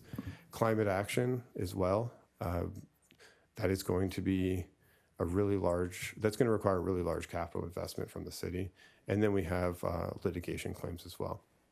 But so the most kind of the best mechanism the city has for financing infrastructure or is financing through debt. And that's appropriate given that these are assets that have a long useful life, and spreading out the cost of paying for those assets over the useful life, or when the use of the asset, when people benefit for the use of the asset, makes sense. It brings in the generational equity. Matt, I have a question. Sure. Do you have a priority system? It's on. Do you have a priority system for funding the gap? We do. We have a council policy around scoring our capital projects, and that policy was actually just updated, or has actually going through the process of being updated. I think it's been heard at a council committee and on to full council. But long and short is, yes, we do. The revisions to that policy are really looking to build equity more into our prioritization. So given that the city's kind of best way to finance our infrastructure needs is through debt, I wanted to spend a little bit of time on our debt policy. So our debt policy provides guidance that our debt obligations servicing our debt should not exceed 25% of our general fund revenue. We break that down into two buckets. That's our traditional debt obligations. So that's our bonds, our low interest federal state loans, our equipment leases, our commercial paper program. That falls into the traditional debt bucket. And then we've got a bucket for pension and other post-employment benefits, primarily retiree health care, of 15%. So we provide a chart or table here to show where we are currently and where we project our debt ratios to be over time. I do want to note that our projection in this chart was based on the June 30, 2021 valuation. We didn't have the 22 valuation available, but You can see that for traditional debt obligations, we're at about 4% currently. Over the next 10 years or so, we project that to come up slightly as that stormwater WIFIA program I mentioned comes online. We plan for biannual, about $100 million debt issuances for our capital needs, some other loans, right, that we project. So we project some increase there. But on the pension side, you can see we're at 16.6% currently, which exceeds our policy target. And you can see that through the next 10 years, it's projected to stay above, or well, the next 8 years, it's projected to stay above 15%. That significant drop off you see in 2031 in yellow is tied to the projected decrease in the city's ADC. With the $275 million floor on the UAL payment, that aggressive schedule brings us to projecting significant decrease in our pension contributions around 2031, and then down a little more in 2032 as we have some OPEB obligations that also drop off around that same time. So here, this really just helps display how significant the contribution to the pension system on the general fund and our debt, our availability to issue debt. Now, while, say in the current year, for example, we're at 20%, right? So we do have additional room for more traditional debt where we could issue it, stay within our policy total of 25%. However, when you bring into context our general fund projections that Rolando covered, we're projecting a deficit already, right? So servicing the debt then leads to just further prioritization and reduction in other services in order to issue debt and service that debt to meet our capital infrastructure needs. Can you help me understand the debt policy? Is that a informal construct within the city itself, or is that baked into the city's credit rating in the same way that we had conversation with the airport and their ability to have airlines backstop their 1.4 debt coverage ratio? Help me understand, what is the long-term implication to the city of being above that 15% mark? So our debt policy it's adopted by City Council. And it's something that when we have our regular discussions, or if we are issuing debt and we have discussions with the rating agencies, it's something they monitor. We're projected to stay under that 25%. So I think big picture,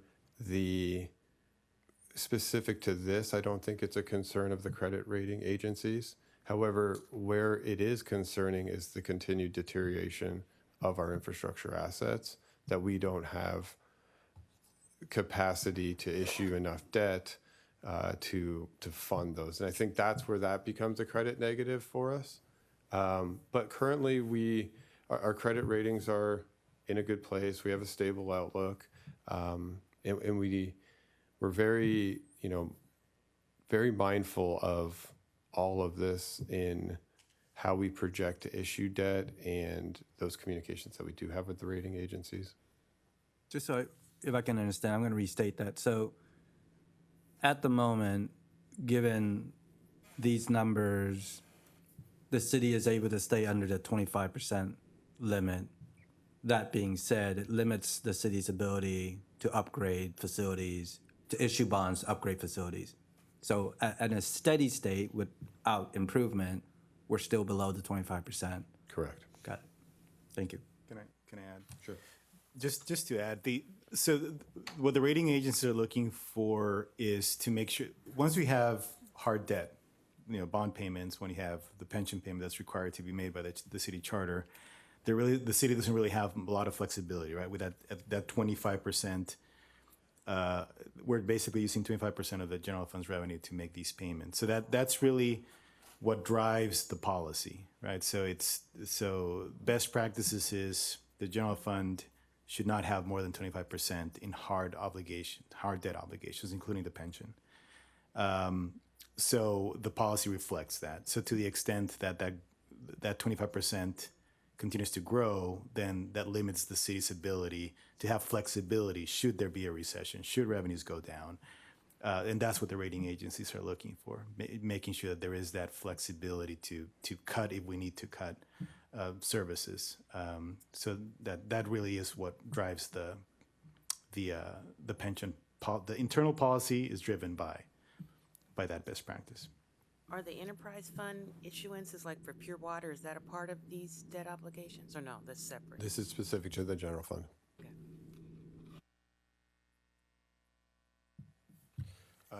So in conclusion, I think we've adequately conveyed that the ADC does represent a significant expenditure for the city each year. We do have a structural budget deficit in the general fund over the next 5 years.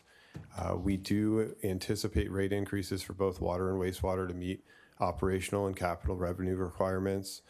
We do have the ability to finance capital infrastructure, although that significant gap remains, and our debt capacity is limited by our pension and OPEB obligations over the next 10 years or so.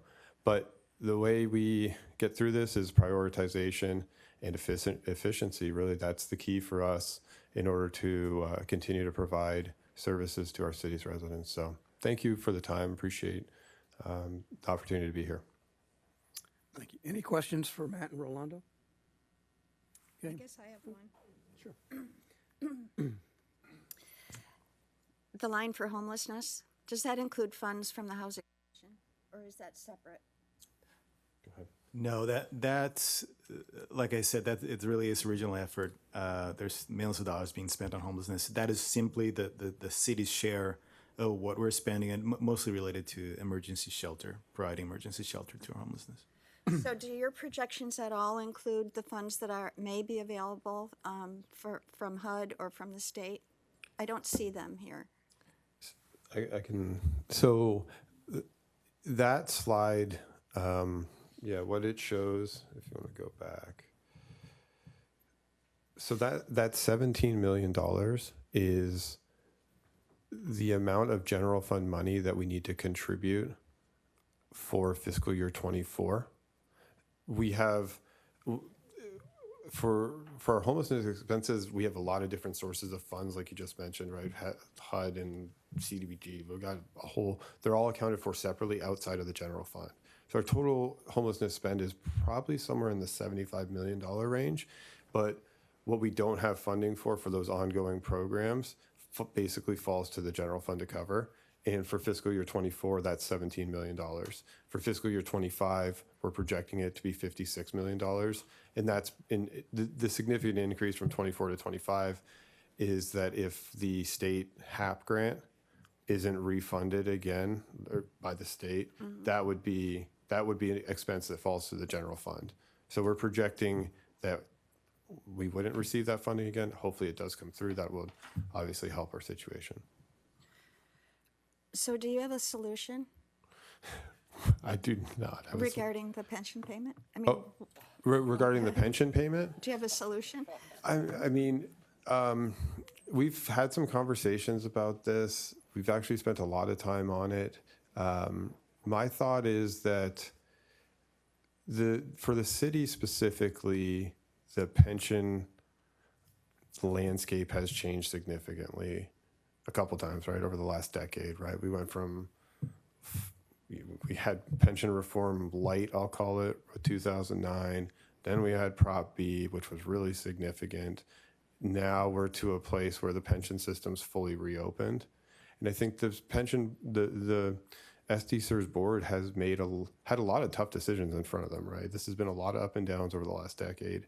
But I think we're to a place, and I agree with a lot of the decisions that have been made to pay down the city's liability aggressively, right? We were gonna, with Prop B, a mostly closed system, a shrinking population, it's financially prudent to pay down our liability and get to a better place because we have a growing liability for our defined contribution plan there, right? But now where we are with the system fully reopened, I think there needs to be reconsideration of what does our payment structure look like How aggressive do we pay down our unfunded liability? Police, the UAL is allocated on a percentage of payroll. For the general members, it's allocated level dollar. So I think there's just, given everything that's changed in the last year or so, I think I would really appreciate just discussion at the board level. And I know Gene and the Chiron folks would have thoughts and recommendations for you as well. I really would just like to see that discussion occur around what should a funding plan for the city look like going forward. Thank you. I have some follow-up questions, if that's okay. Just to be clear, the increase in rate on stormwater and water, that's a function of macro environment and cost, right? Water costs gone up, you're passing that cost on. Chemical costs gone up, you're passing that on. It's not a function of the current state of the city's financials, or is it? No, it's largely, it's kind of twofold. One, chemicals, right? Cost of purchasing water, cost of treating water. Those are kind of macro, right? And we're passing those on. We need to increase our revenue so we stay solvent. But more specific to us, we have that really large capital program going on.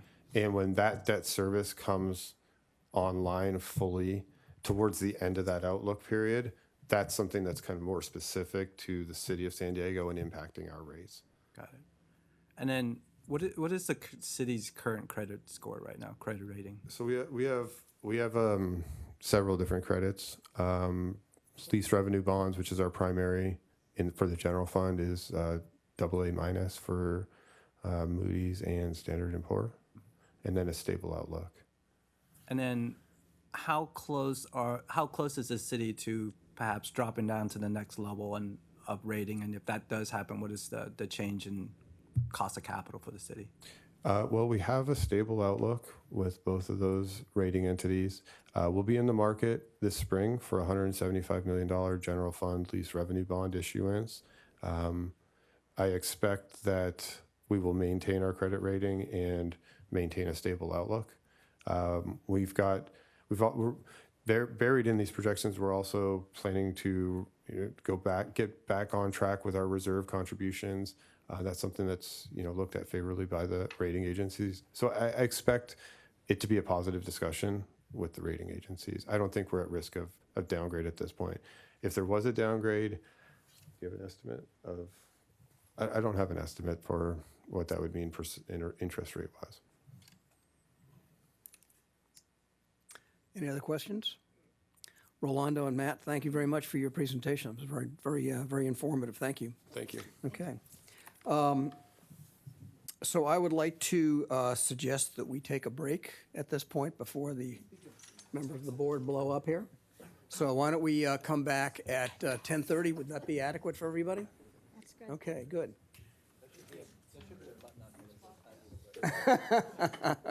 So Rosie will take a break until 10:30.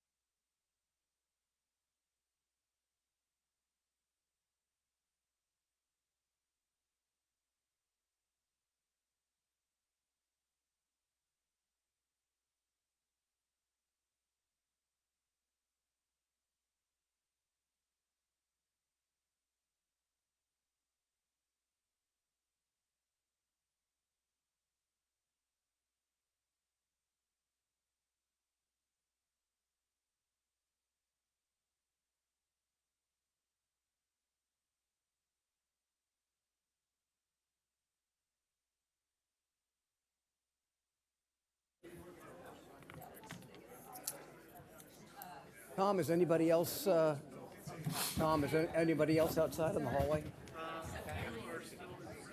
Okay.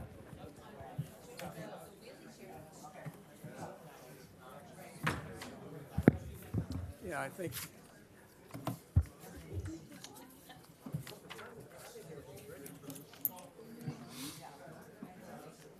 Ask her to put that up there. Who are we missing here? Is it You'll load our presentation. Charlie? Louis?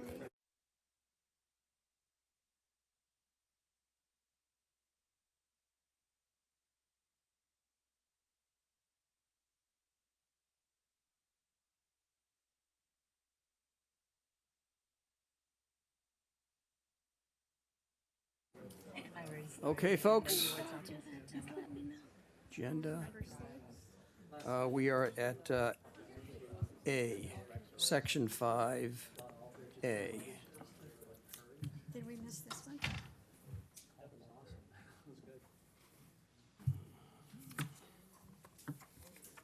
I don't think we're there yet. This is the city. Then this one. Oh, hang on a minute.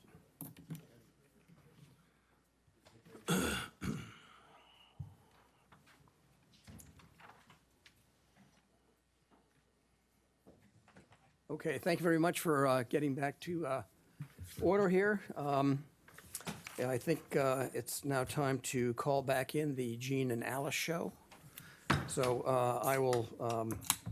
we're now going to address the Section 5 Business Operations Action Item, starting with Action Item 2, which is the funding options and decisions for members affected by Proposition B. So this is likely why everybody is here. Any rate, Greg, would you please announce this action? Thank you. Yeah. At the November 4th, 2022 meeting, the board reviewed the results of a funding analysis presented by our consulting actuary, Chiron, regarding the city of San Diego opening its pension plan to employees that were previously excluded by the 2012 Prop B ballot initiative. And while the employees have been making their SDCERS contributions each pay period, corresponding employer contributions from the city were not received by SDCERS either due to a actuarial valuation date timing difference or a shortfall of funds being transferred from the city's defined contribution plan. Chiron identified 3 funding decisions for the board's consideration along with respective funding options and their recommendations.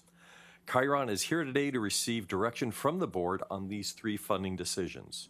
To support the board in its deliberation, Chiron will review its November 4th, 2022 presentation. And please, as always, feel comfortable to ask them questions as we go along.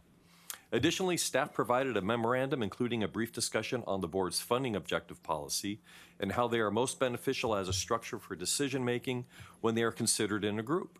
Staff believes the actuary's recommendations reasonably balance these funding objectives.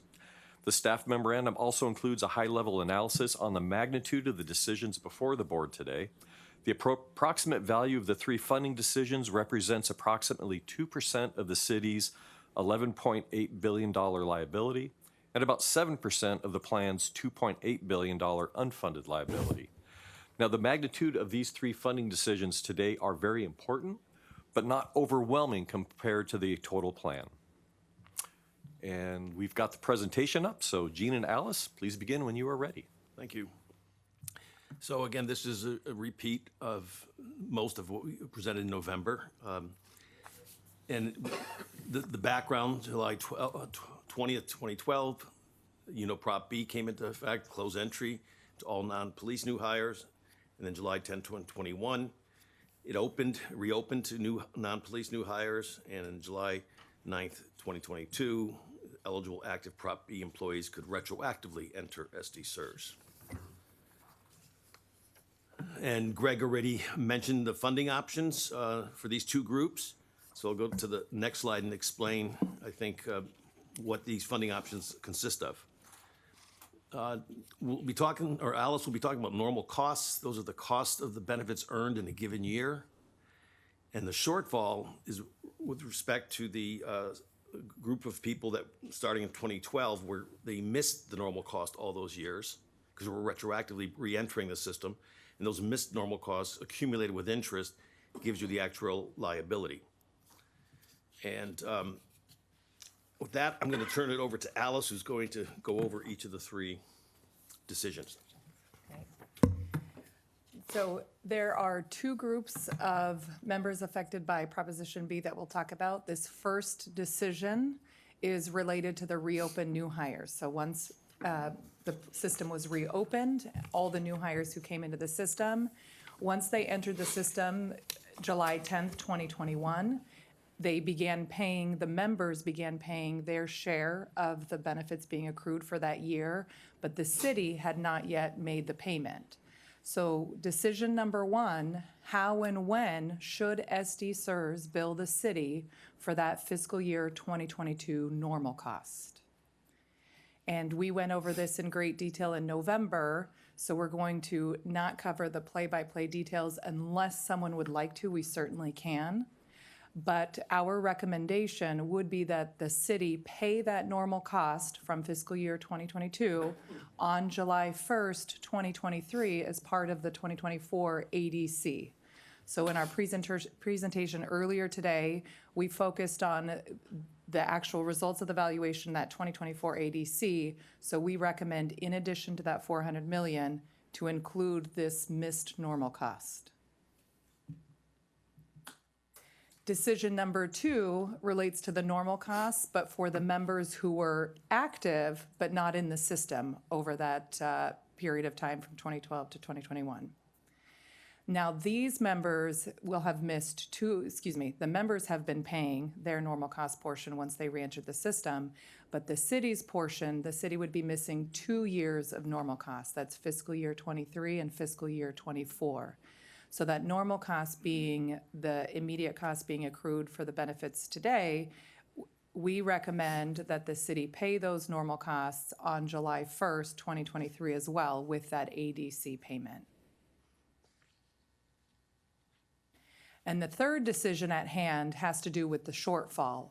So when the members re-entered the system, when they were instated in SDCERS starting July 9th, 2022, their liabilities and assets are now part of SDCERS. But there's a shortfall between those liabilities and the assets. And that shortfall is outstanding, and we recommend that in this decision that the city pay for that shortfall over a 20-year amortization period, beginning with the fiscal year 2024 ADC, and that 20-year period being based on the active lifetime of those members and the source of the shortfall. And now we'll take a look at the last slide in this presentation where we summarize the cost impact of each of these decisions. So starting with the top third, the reopened new hires missed fiscal year 22 normal cost. The first option would have been pay it now. We're in fiscal year 23 right now.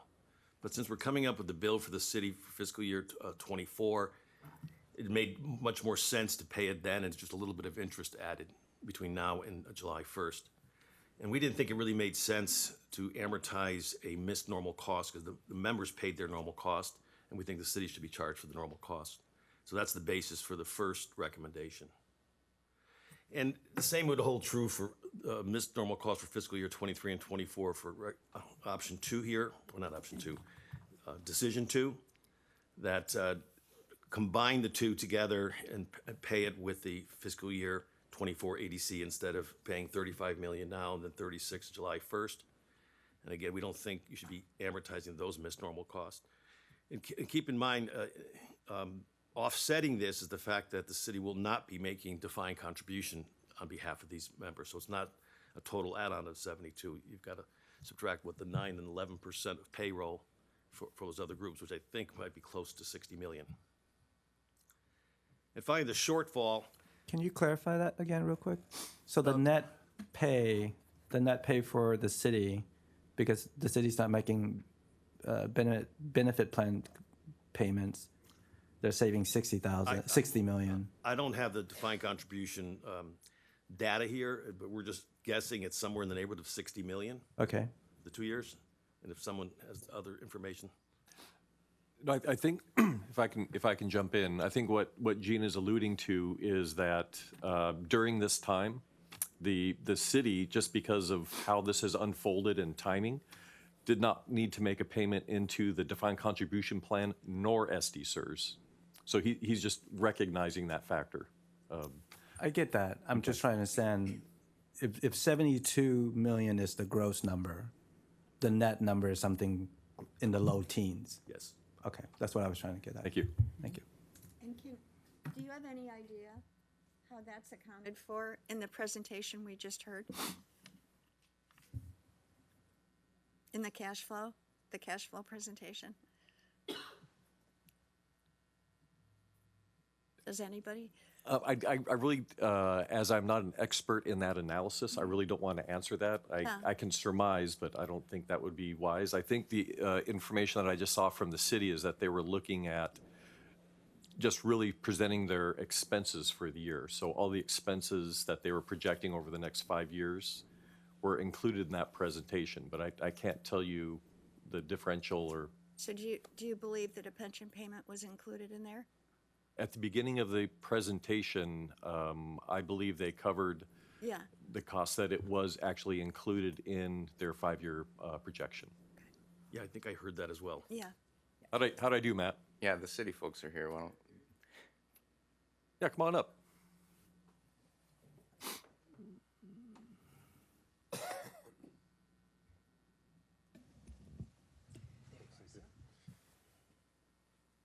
Good morning again.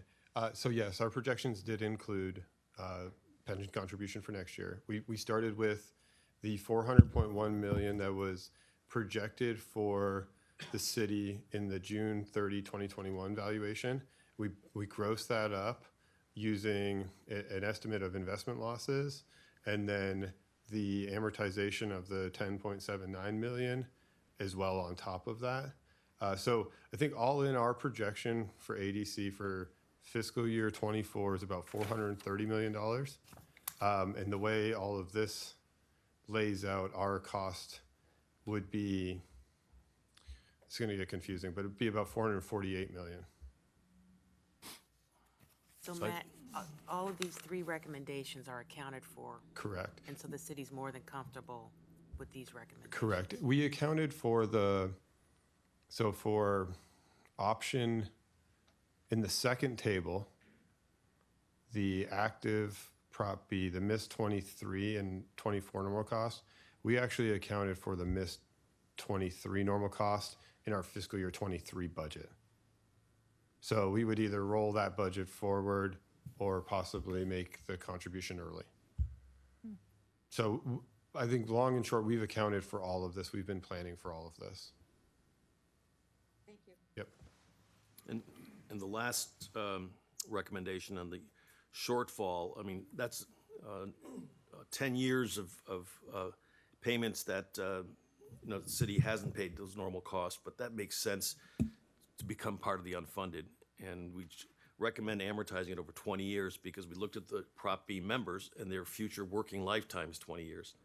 So it's getting paid for, during the rest of these affected members' working lifetimes. So that seemed to be a very a strong recommendation of ours. That's all we have. Thank you, Gene and Alice. Any questions for Gene and Alice at this point? Okay. So we're going to go through a 3-step decision process here with the board, and I'd like the board to vote on each individual item separately. So do I have a motion to vote on the first motion? Yes, Mr. President, we do. First, Lisa Marie Harris, Lisa second, and Brett. Brett, okay. So let's go ahead and vote on motion number 1.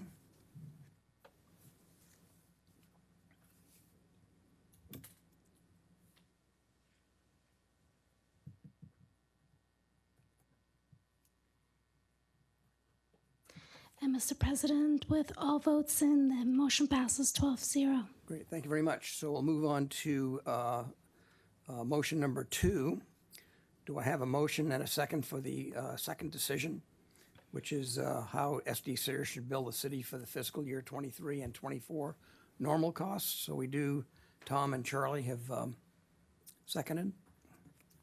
Go Go ahead and vote, please. And with all votes in, Mr. President, the motion passes 12-0. Thank you very much, Rosie.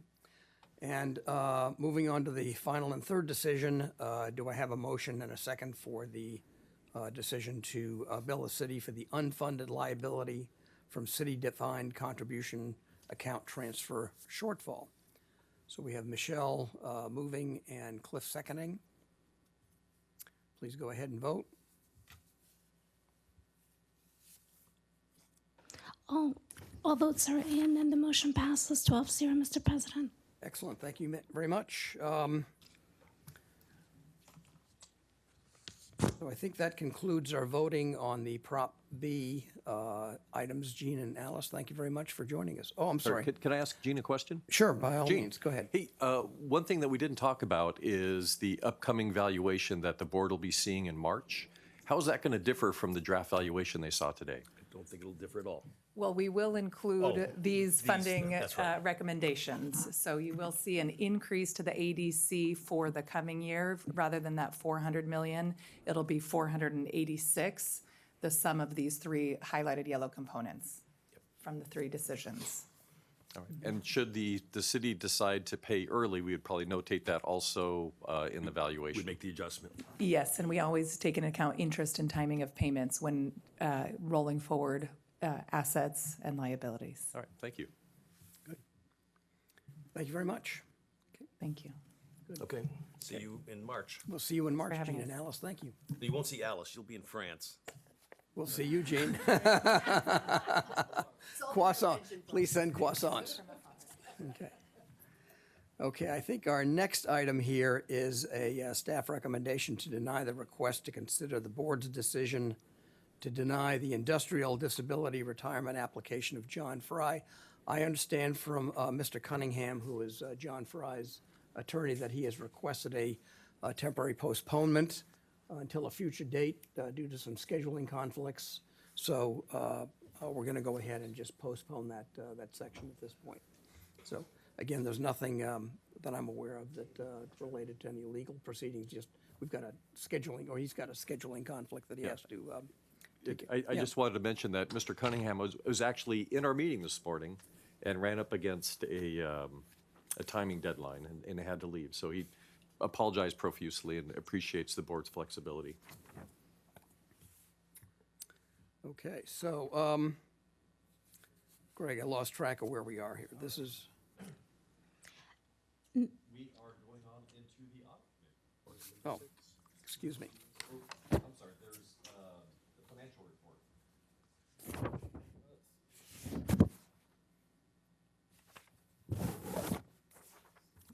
Number C. Number C. Yeah. Let me just point it. This right here. Oh, okay. So we just finished our business operations agenda item and information items. And there are no questions, I assume, here on the operations report? So for fiscal year 2022, any questions on the summary comprehensive financial report?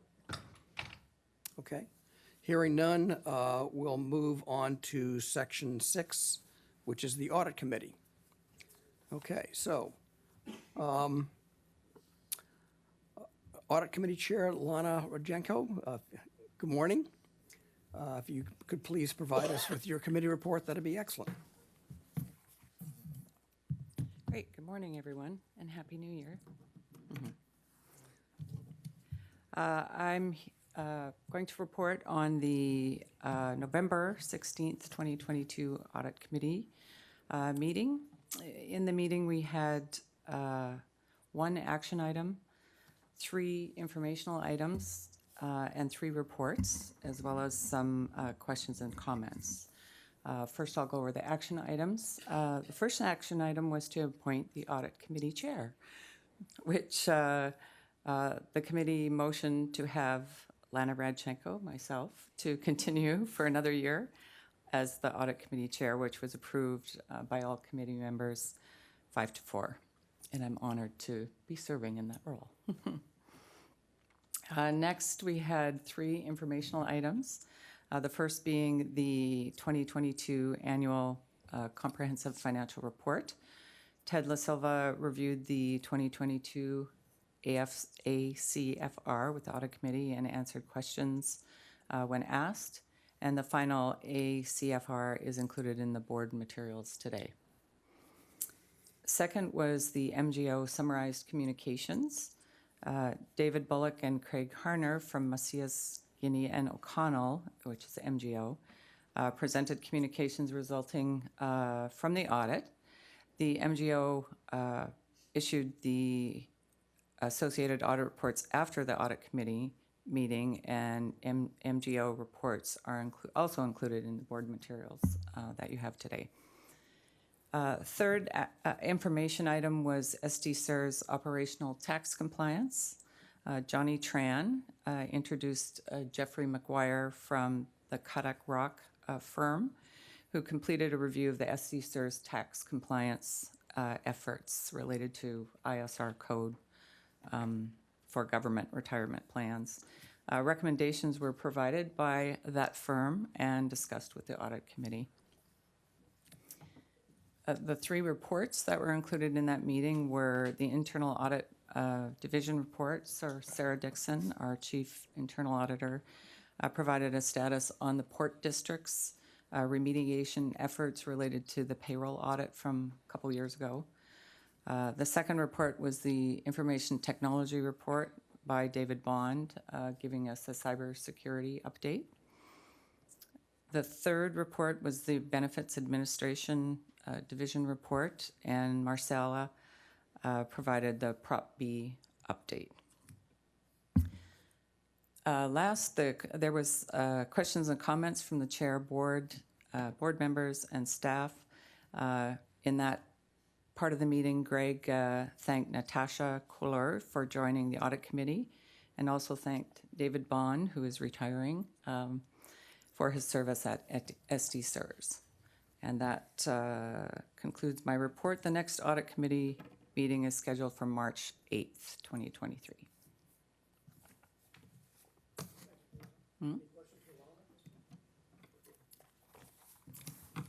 Thanks. There are no questions for Lana. We'll move on to item number 7, which is the Disability Committee. So Charlie, if you could please provide your committee report, that'd be great. Good morning, everybody. It was fun yesterday to be the first meeting in the new boardroom, and we did work through a bunch of glitches, like me not being able to operate the system, but we made it. We did have 2 items that we need approval. We had 2 adjudicators' recommendations to deny industrial disability applications, both of which passed through the committee unanimously. So I'm going to move that we put them on the consent agenda unless anybody has any quick questions concerning either of those 2, and we'll pull them for discussion. Seeing no questions, I'll make that motion.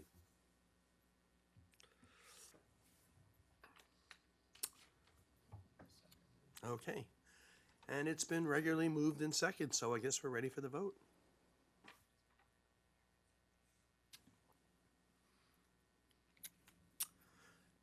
And the motion passes 12-0. Thank you for that. And we also had a wonderful report from Sandra. They are applying our disability applications. While there has been a slight increase in them, the processing has been rather efficient, and we're doing really, really well. And I'm very proud of the fact that people are getting results and getting movement quickly. A couple of them are in arrears, but most of those are because of request by the member to have their matters delayed. So we are operating very efficiently and working well with our members, and I do want to commend the staff again for doing such a fine job at doing that. And Mr. Chairman, that concludes my report. Charlie, thank you very much for your report. Appreciate it. I also note very briefly that Charlie, I think you're terming out in March. Is that correct? Actually, I can run again, but I'm choosing not to for certain family matters. Okay. So I'm going to retire. I figure 10 years of service is enough. Charlie, thank you very much. It's been a pleasure working with you, and we're going to sorely miss you. So, Charlie, is this your last meeting? No, you March. have March, more. one more. Okay. Okay, so let's move on to Section 8, which is the Business and Governance Committee. Bobby Spoon, Chairman of the B&G Committee, could you please provide your committee report? Yes. And I believe we started off this meeting with a public comment, but I don't see Mr. Conger here. That would be correct. I do not see him either, Madam Chair. Thank you, Blanca. So, So let's go ahead and pull item 1 for a separate vote anyway. Okay. as The committee decided something different. all right. than the staff recommendation. Okay. So I'm going to pull item number 1 from the consent agenda. The committee discussed the appeal of Jay Farrington and decided that it was best to send this matter to a hearing officer to adjudicate the disputed fact on the difference in how the county and the city recognize an employee's salary in applying the reciprocal benefits. The motion to send this matter to a hearing officer passed 6-0. So I move, or Charlie's moved, to send the appeal of Jay Farrington to a hearing officer. Are there any questions on this before we vote? Nope. Rosie? Ready to vote? Yes, Madam Chair, just waiting for the votes to come in, and they are just all in. And with that, the motion passes 12-0, Madam Chair. Okay, great. Thank you. So moving on to the consent agenda. Before I make a motion for the approval, are there any action items that the board members would like to be pulled? I have a question. Does it have to be pulled to ask a question? No. Have a time to ask a question? Yep. So I have a question on the amendment to the contracting policy. If we can if I can have a general example of how, an example of that, if the recommendation were approved, and just, I had some curiosity about what was precluding, is this precluding the CEO from doing business? Sure, can I take that? Sure. I presented yesterday, so. Okay, great. One of the things that Greg is teaching me is to be very careful about what we can do and not do, allowing the board to do its authority that it wants to and only doing what is properly delegated to staff. We ran into a minor amendment issue with contracts, and board has approved contracts. Sometimes we have the opportunity to improve those contracts. So I was working with investments, and they were able to look at perhaps securing a lower investment fee for a board-approved item, something that we thought as staff didn't need to rise to the level of the board approval, something that we could do in-house. But Greg reminded me, I don't think the contracting policy says that exactly, Johnny, so take a step back and ask. So we're looking at amending the board contracting policy to provide staff, specifically the CEO, with the authority to make minor amendments to board contracts such that those amendments are not contrary to the board's direction. So nothing that we would be amending would contradict what the board has approved, and then at the next regularly scheduled meeting, Greg would be reporting that amendment to you. So if I could add some additional feedback to that. The other thing I asked Johnny to put in there is to make sure there's a feedback loop. So when you delegate authority, you should know when and how it's been exercised. And so should this happen in the future, in our legal division staff report, if there is some of that delegated authority that's been used by the CEO, you'll know about it. Some of the things I think about, because we really wanted to make sure that we worded it so that we could best support the board, but making sure the board is retaining that authority that they've asked for, which is appropriate. And so I was thinking of sometimes written into contracts, there are key person provisions. Sometimes written contracts are, where is your office located? Sometimes written in contracts, who's carrying your insurance? So some of those administrative matters, I think staff can support the board by just taking care of those. But if something significant were to come up, yes, staff is going to use their judgment to say, is this administrative or is this something that we need to take some of the board's time at the appropriate committee and the board to discuss as a group? Thank you. Any other questions? Okay, hearing none. We heard from Johnny on staff's recommendation to extend the fiduciary council, Reed Smith's contract by 2 years. Our fiduciary council is Harvey Lederman with Reed Smith, and our 3-year contract with Reed Smith is expiring. And staff has been very happy with Mr. Lederman's performance, and he recommended to the board to extend the contract for 2 more years, which will bring our relationship to the 5-year limit in the board's contracting policy. So near the end of the 2-year extension, staff will bring forth an agenda item to discuss an RFP for fiduciary council services at that point. All right, and then item number 3 was staff's recommendation to pay Kutak Rock an amount not to exceed $60,000.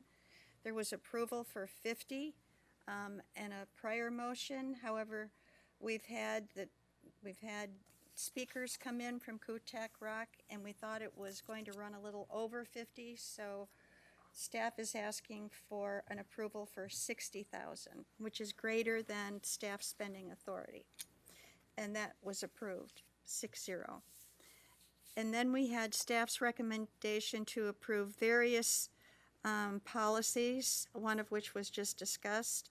Staff recommends amending the contracting policy regarding contract amendments. Staff recommends the amendments to the other governance documents consistent with Tax Council Kutak Rock's recommendations. Are there any questions from the board on any of these before we vote? So good. We have this is moved by Brett, seconded by. Oh, I don't need a second? Okay, let's vote. Great. Are we all in? All votes are in, and the motion passes 11-0 with 1 abstain. Madam Chair. Thank you. We had a presentation from Attorney Jeffrey McGuire from Kutak Rock, who presented his firm's review of SDCERS operational tax compliance. Overall, the firm found that SDCERS tax program is in great shape, and Kutak Rock made several minor recommendations, and staff expects to address those recommendations by March of this year. And his presentation was excellent. I was very happy to have him here. So please give him our thanks for doing that. And congratulations to you and in your new position as compliance officer and your staff, and including all of that. So we're very happy that you're on top of it all.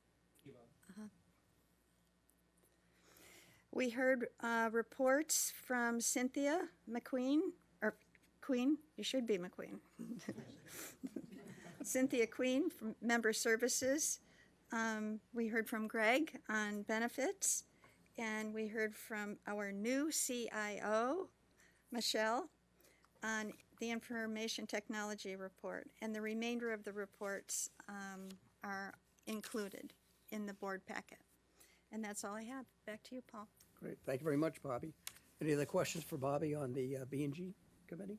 Just a quick, I'm curious about our supplier diversity policy and how that's being executed. So perhaps in a future meeting, if we can get a report on that, on how our contracts are being, or if there is what is our supplier diversity policy with our contracting with vendors, and then how that's being played out. Thank you. Will do. Thank you, Louis. Okay, Bobby, thank you very much for your committee report. Let's move on to section 9, which is the investment committee. So, Cliff, could you please give us your report? Happy to. Thank you. We met yesterday afternoon here, and you'll see on your screen there were 4 action items. As Corinna can explain in a little detail, we have deferred what's noted here as the first action item until March. Yes, thank you, Mr. Chair of the Investment Committee, Cliff. So we have requested to delay this item to allow staff and consultant additional time to conduct due diligence in light of Scott Minard's recent passing. Scott was the global chief investment officer of Guggenheim. And although he was not a named PM on the strategy under consideration, multi-credit strategy, we nonetheless think it is best to ask for that time.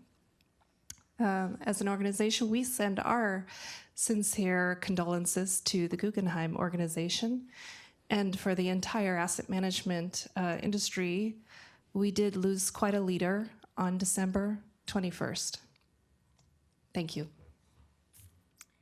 Indeed, this was, for those who may not be as familiar with it as some of us, Scott was an extremely highly regarded member of the community, and his unexpected death shocked most everyone who knew him.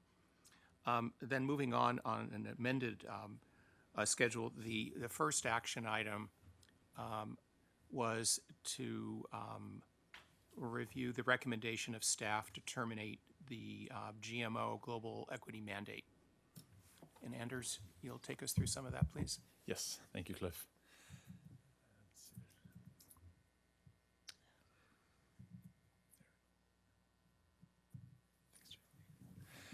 Good morning, everyone. Staff is recommending that the board approve the termination of GMO in SDCERS' global equity asset class. GMO has been on the manager monitoring report since 2018 as a result of their underperformance against their benchmark. A lot of that was due to the fact that GMO uses a value style approach of investing, and during that time period, the value style investing was out of favor as compared to the other markets. Growth basically led the way. Typically, let's see here, value started outperforming in late 2020 as the economy started opening up again, and and GMO continued to underperform even though value started outperforming, and this underperformance came mainly from significant country over and underweights. And while we typically do not terminate our managers because they are underperforming because of their style being out of favor, and as they continued to underperform while their style was getting into favor, that's when we started looking a little bit more deeply in it. We typically encourage our investment managers to take active decisions, such as kind of over and underweights against different countries compared to the benchmark. So SDCERS was not rewarded for them taking those kind of bets. So to summarize, we recommend terminating GMO because they have been underperforming when their style was basically in favor. The new structure of the global equity asset class will include the remaining 3 managers in a 30-30-40 mix.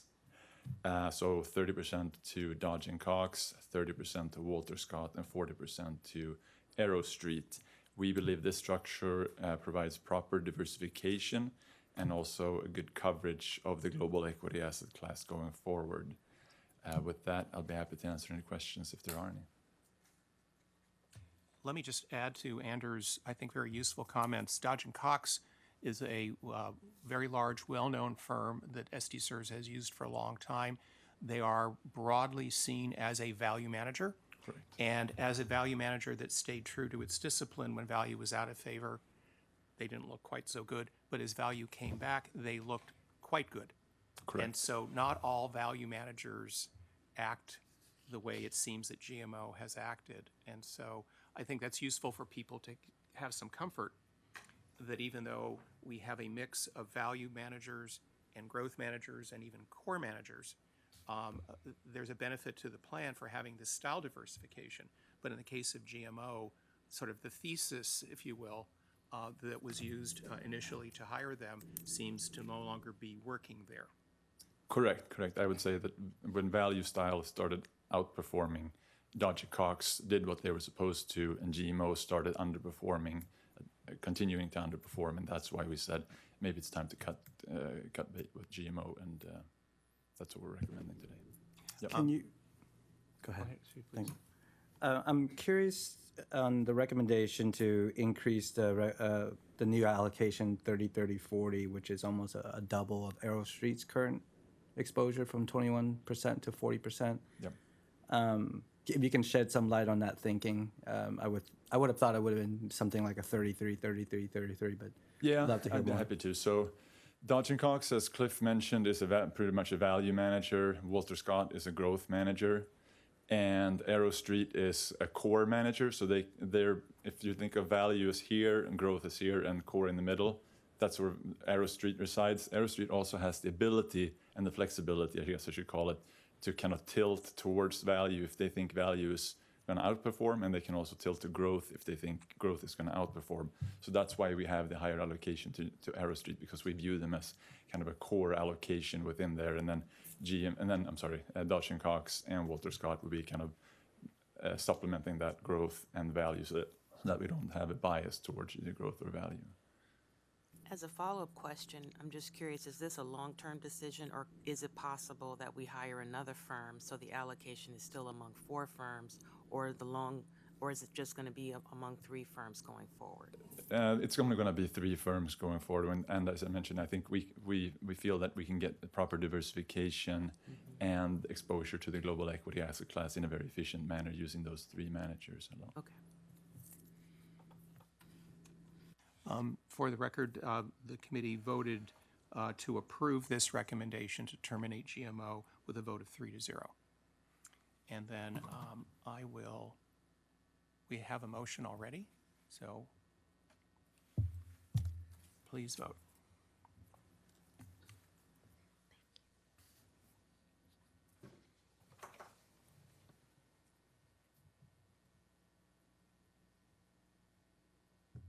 And all votes are in, Mr. Chair. And with that, the motion passes 12-0. Thank you. Thank you very much. The next action item relates to a request to approve a consolidation plan within the core open-end real estate area. And Jamie, you'll take us through some of that. Absolutely. Please. The idea for this item came about during the real estate consultant search in late 2021. During that interview process, Makita, who was then just a respondent to the RFP, suggested that SDCERS' core real estate portfolio could be streamlined to gain efficiencies within the program. The real estate portfolio currently has 7 core open-end commingled funds. Makita suggested that that number could be reduced by 1 to 2 funds to help achieve these efficiencies. Once on board, Makita conducted the analysis and focused on a number of factors in their evaluation. These factors were the size of the investment, the performance, the property type and geographic diversification, the impact to the core, non-core mix within the portfolio, fees, and the go-forward performance expectations for each fund. The analysis indicated that 1 fund could be trimmed from the portfolio without meaningfully impacting diversification. The MetLife Core Property Fund was determined to be the optimal candidate to liquidate for these 2 reasons. First, at $73 million, the redemption of SDCERS investment in the MetLife Core Property Fund would help to reduce the real estate allocation from 12.1% to 11.4%, which is just over the 11% target. Second, the redemption of this investment will help to lower the core portfolio's weighting by 1%, moving it closer to its target of 70%. Additional considerations were given in this. Additional considerations for this decision were Makita's go-forward performance expectations and fees. It is important to note that while this consolidation plan is in front of you today, staff will continue to work with Makita on monitoring the core portfolio to determine if there are any other funds that should be consolidated. Finally, this item did pass 3-0 yesterday at the investment committee, and at this point, I will stop and see if there are any questions that I can answer for you. I'd just like to maybe ask you to, for everyone's benefit, if you will, define for us what is core real estate versus non-core real estate, please? So core real estate is that portion of real estate where their return is driven mostly from income as opposed to appreciation. Non-core is the opposite. The income portion is lower and you're relying more on the appreciation of the real estate. And those would be things like development or a redevelopment of a property, things like that. So core are going to be sort of apartments or office buildings or industrial park investments where there's a rent roll. Exactly. That's generating our return. It doesn't have much vacancy in it, and you have your tenant roll. It's providing that monthly income from those tenants. I don't know if it's in the stack or not for the rest of our colleagues to see, but at the investment committee, there were a couple of charts that were what I would call donut charts that showed the core exposure in aggregate today and then pro forma for this change. And the percentages hardly moved at all. I mean, it was like 1 percentage point, I think, from memory. So for those who weren't in the investment committee meeting, oh, there they are. So there's this shows the property type diversification, and as you can see, there's really no change with redeeming from the MetLife Core Property Fund. And then looking at it from a geographic diversification standpoint, there's additionally also no real change here to our diversification. Thank you. Sure. Hearing no questions, do we have a motion? So Looks like we have a motion and you've... Yes, Mr. Chair, There it we goes. do have a motion.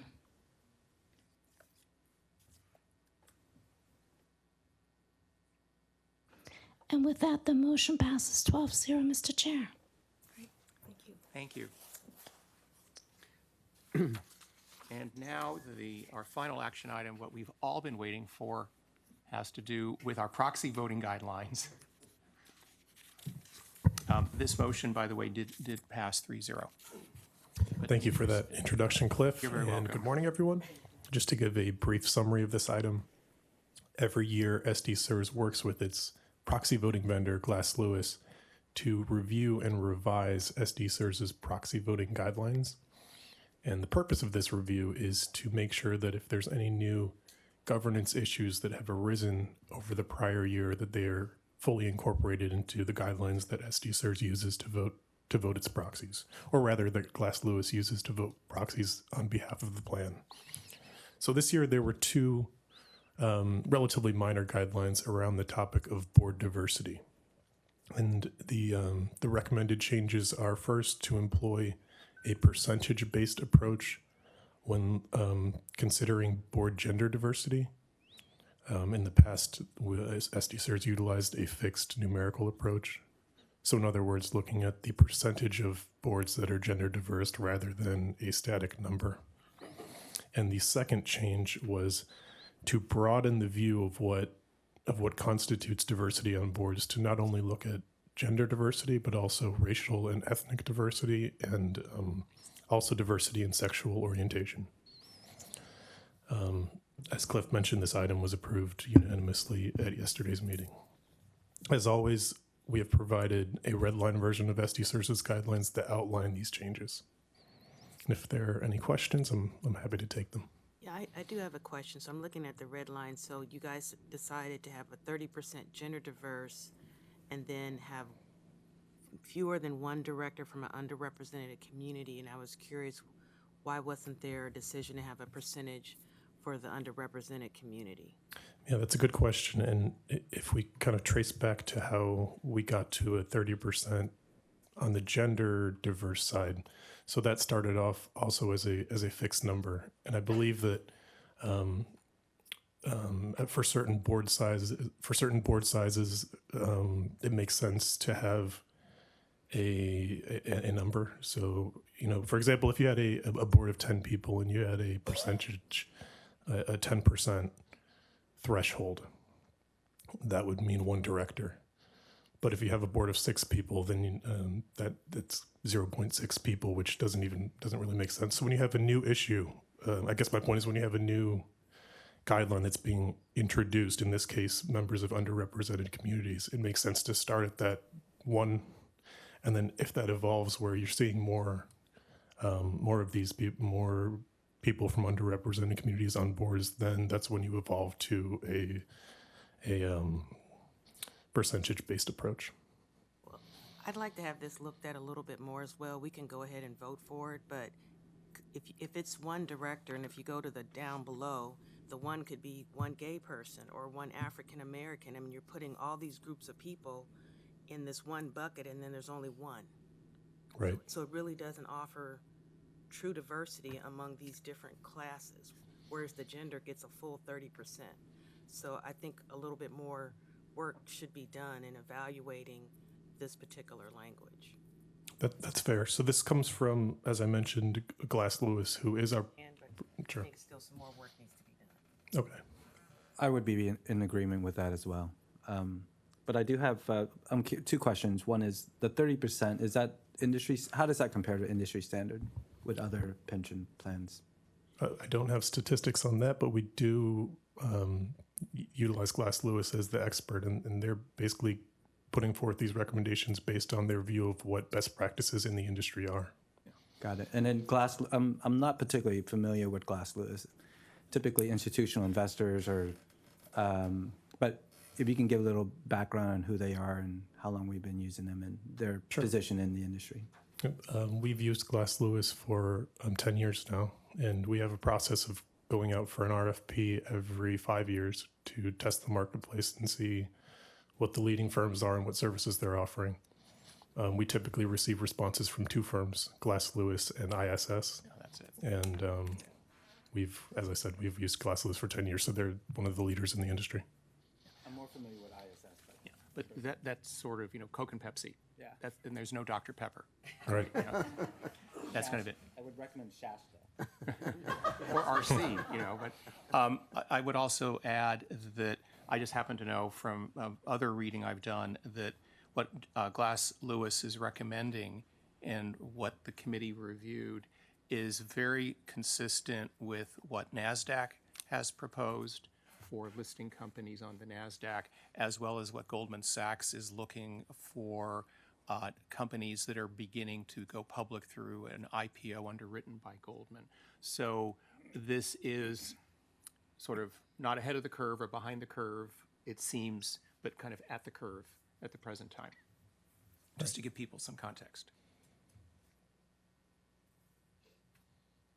So we can vote.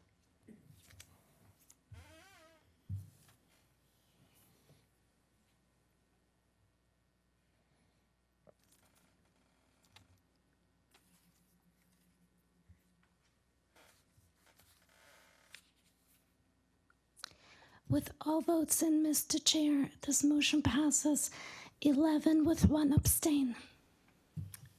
Okay, moving on. Thank you, everybody. We had 2 very interesting information items.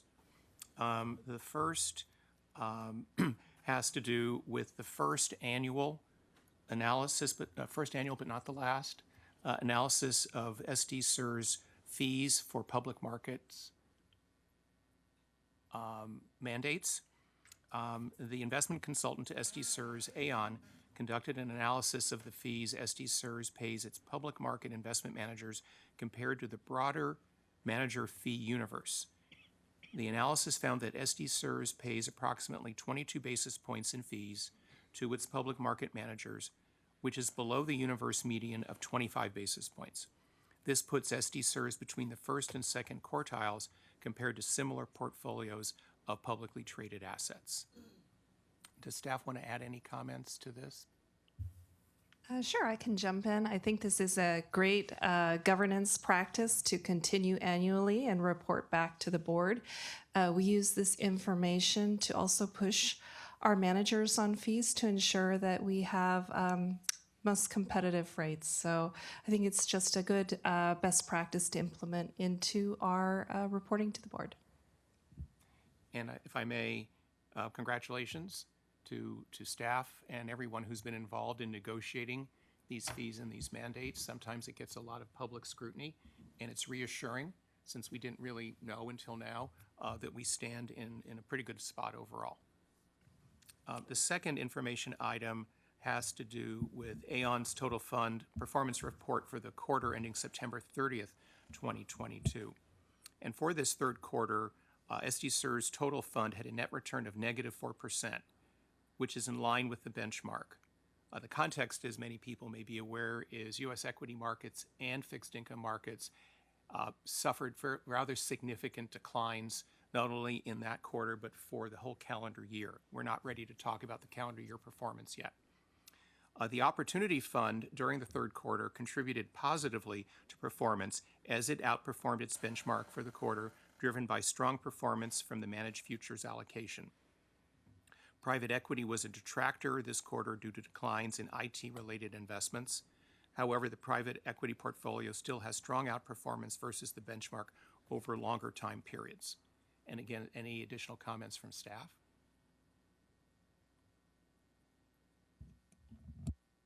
Just wanted to note, if I can get the mic. I think we were top decile returns versus on the 1 year. So even though it was down and it was not positive, and we don't want negative returns, comparatively on the 1 year, very strong. So just since you had a microphone issue, if I heard you correctly, just for people who may be listening, notwithstanding this quarterly performance, we were in the top decile On the 1 year.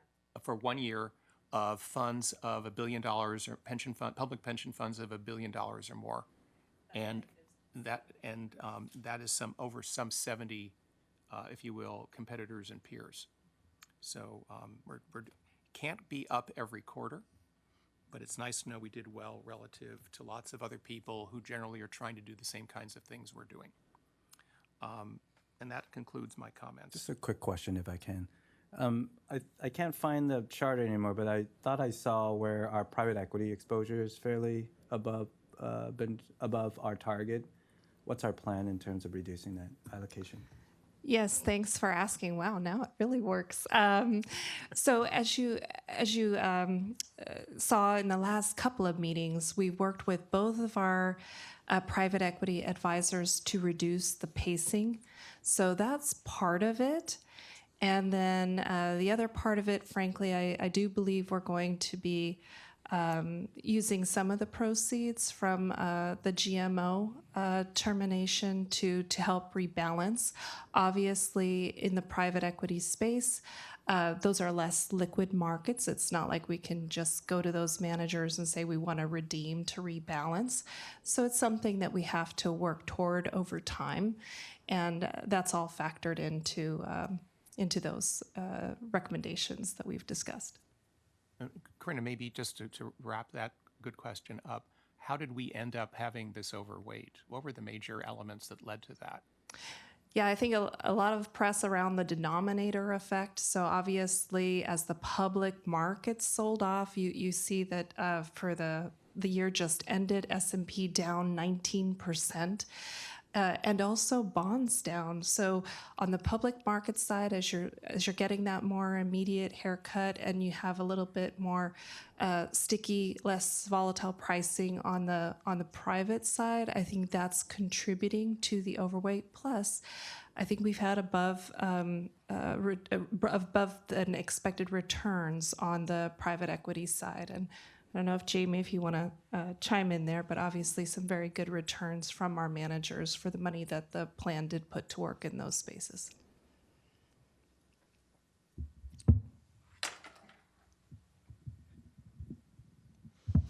Nothing material really to add, other than to say that our outperformance has been very strong. We did benefit from higher private equity valuations, which, as Karina said, were exacerbated by the pullback in public markets. So it's a good story why we're overweight, but it is something that we are keeping top of mind.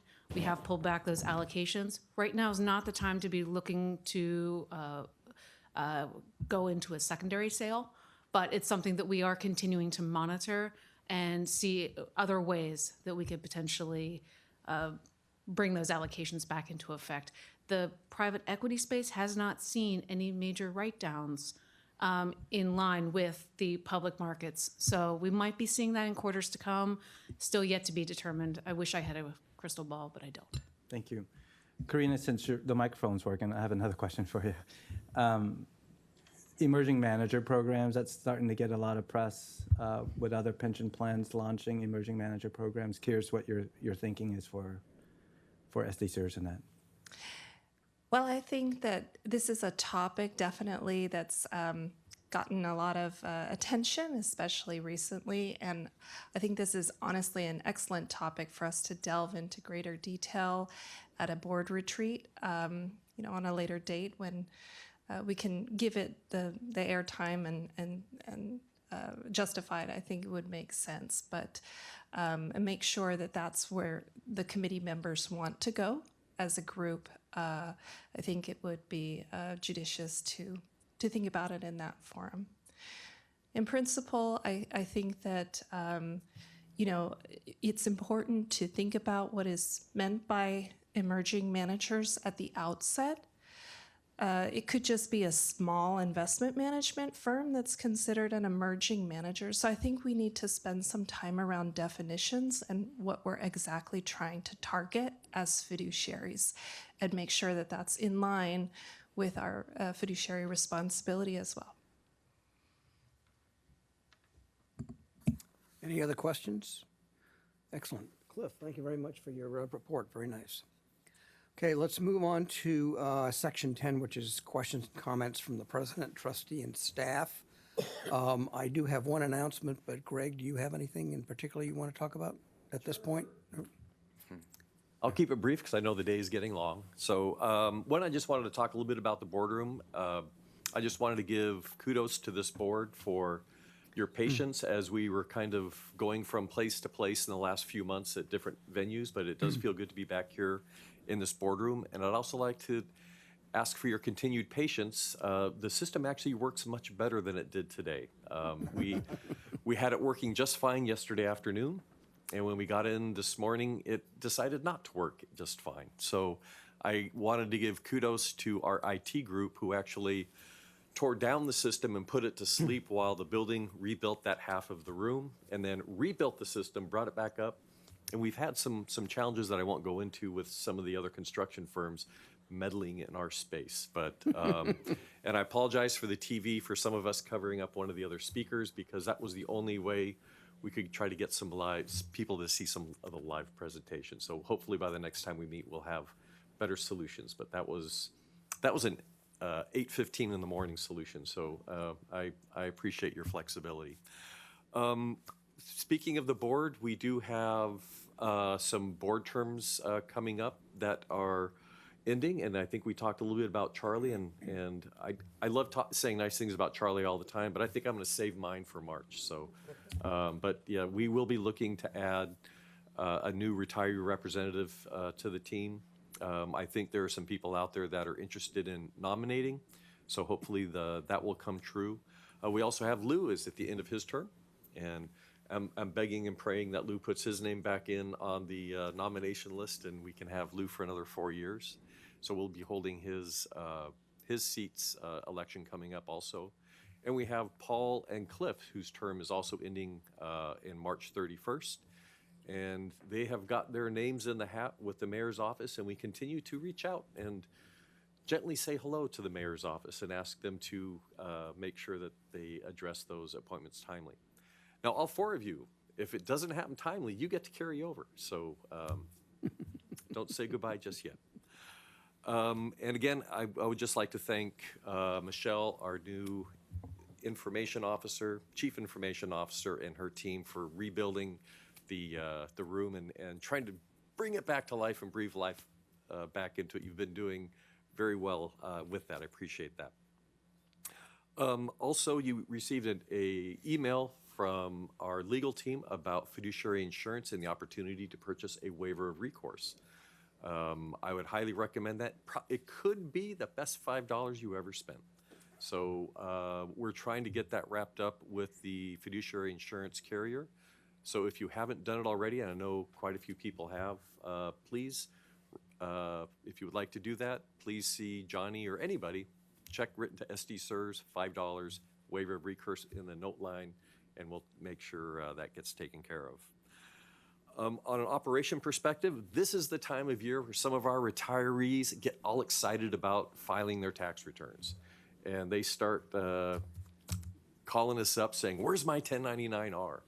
And you have to wait until the end of December when you run payroll, and then the IRS gives you 30 days to the end of January to get all the forms out.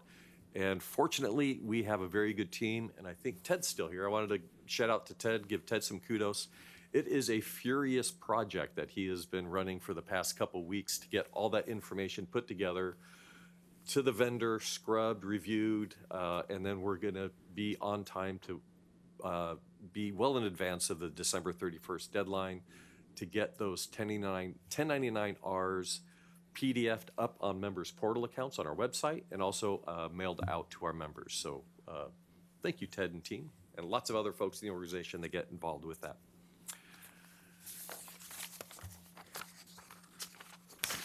And I also wanted to highlight something that was in the IT technology report, which was the achieving the Municipal Information System Association of California, MESAC, their Quality Information Technology Practices Award.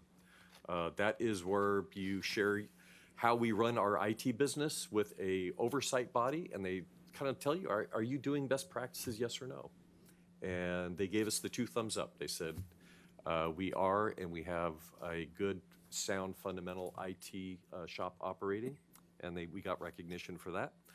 Also, in March of 22, we asked the board to approve a very large IT project where we have to upgrade all of our systems with regards to how we deliver benefit administration.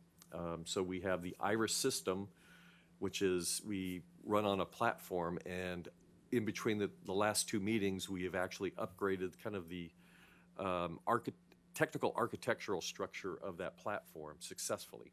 And that was a huge milestone. So thank you, Michelle and team, to get that up and running. Lots of quality assurance hours from darn near everybody.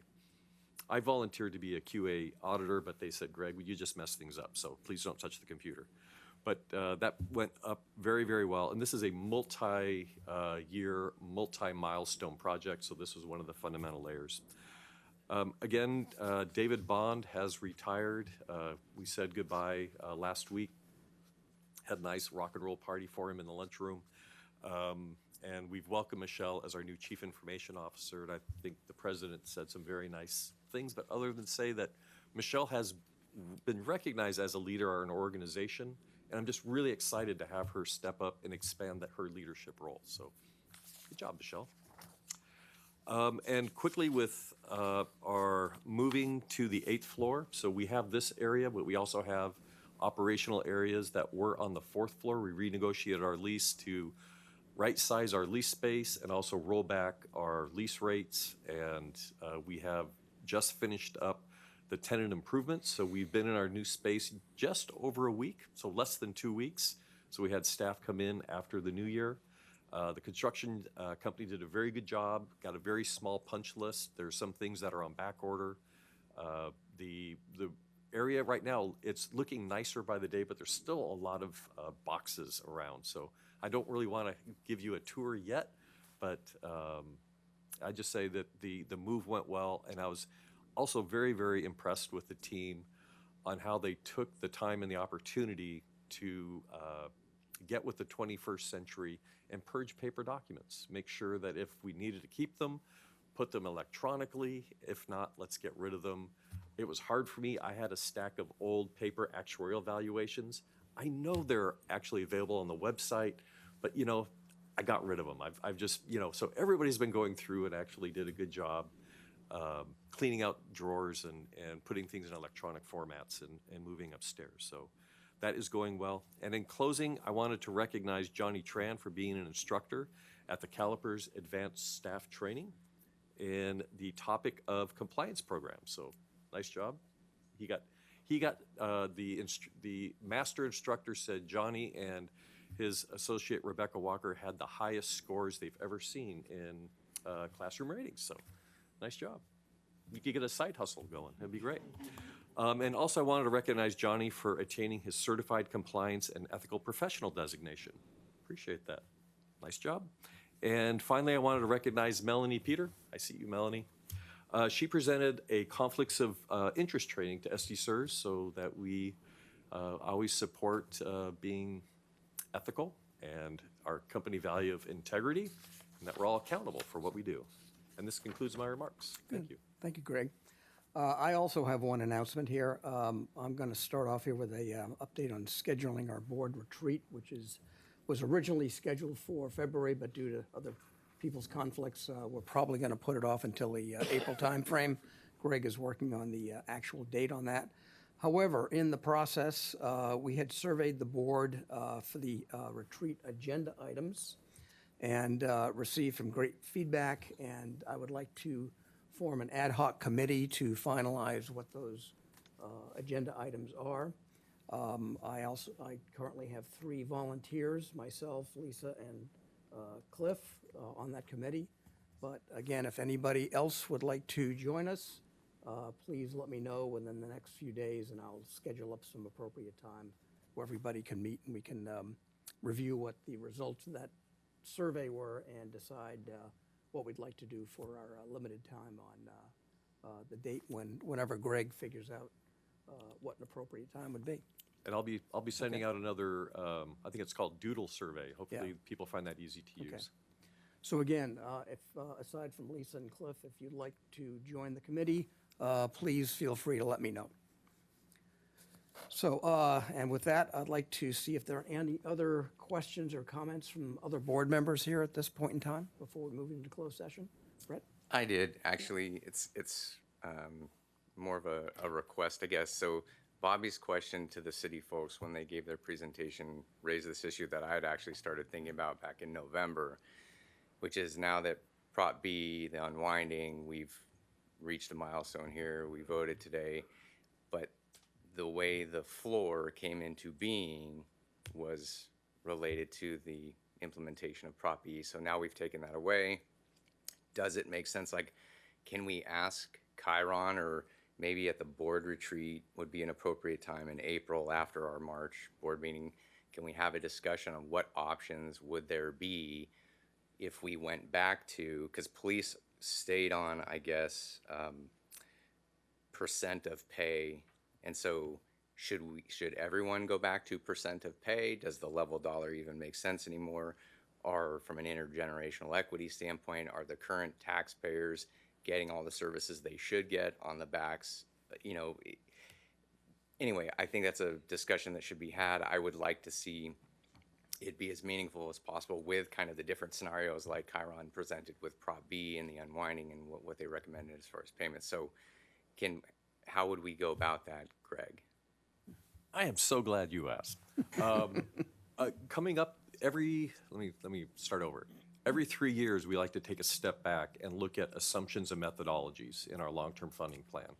And fortunately, this is one of the years in which we do that. And so this is actually just a natural inflection point where we take a step back and go, what is our long-term funding plan? How are we doing with the assumptions? That's easy. You can look at trend lines. But methodology, that's what you're really talking about, is what should we do with methodology? I do want to put a plug in here. I was in here in 2018 when we had the board retreats where we came up with the funding floor, and it wasn't because of Prop B. The board really wanted to say, how can we really assure that when we look at one of our funding objectives of benefit security, how do we make sure we meet that? And so there was a lot of, and I can talk offline, I'll give you, share some history, but there was a lot of different solutions that were proposed. And they really were agnostic to Prop B. They were just really, how do you fund a plan long-term? I would be in agreement with Brett's request of having that conversation. I also like to comment that the 3 presentations today from the sponsors were super helpful, very educational, just on an intellectual basis to understand how they work, but also just to help me contextualize how our decisions impact others. So that was, and I hope we can do that on a more regular basis.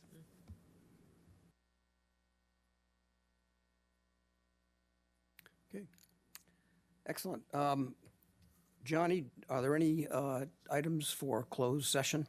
Yes, we'd like to talk about the Blanco litigation for about 3 minutes, if you Okay. will. So with that, let's move on to Section 11, closed session. And for the staff and consultants and visitors not invited to participate in closed session, would you please leave the room? And Rosie, can you stop recording and while we're in closed session?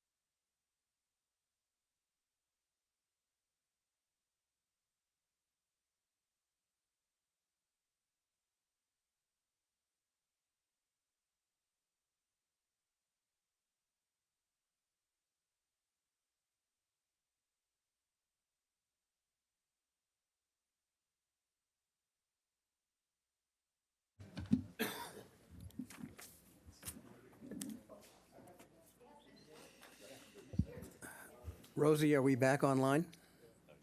Yes, Mr. President, we are ready to go. Oh, excellent, good. Thank you very much. So we finished closed session and returned to open session, starting with section 12, which is the closed session report. Johnny, can you report out what we discussed? Yes, Paul, there's nothing to report. Thank you very much. So we'll move on to the section 13, which is adjournment. Ladies and gentlemen, thank you very much for your time and effort today. I think did I meet the Sanasi requirement? Yep. Thank you. We got out of here in time. Thank you very much. Session adjourned.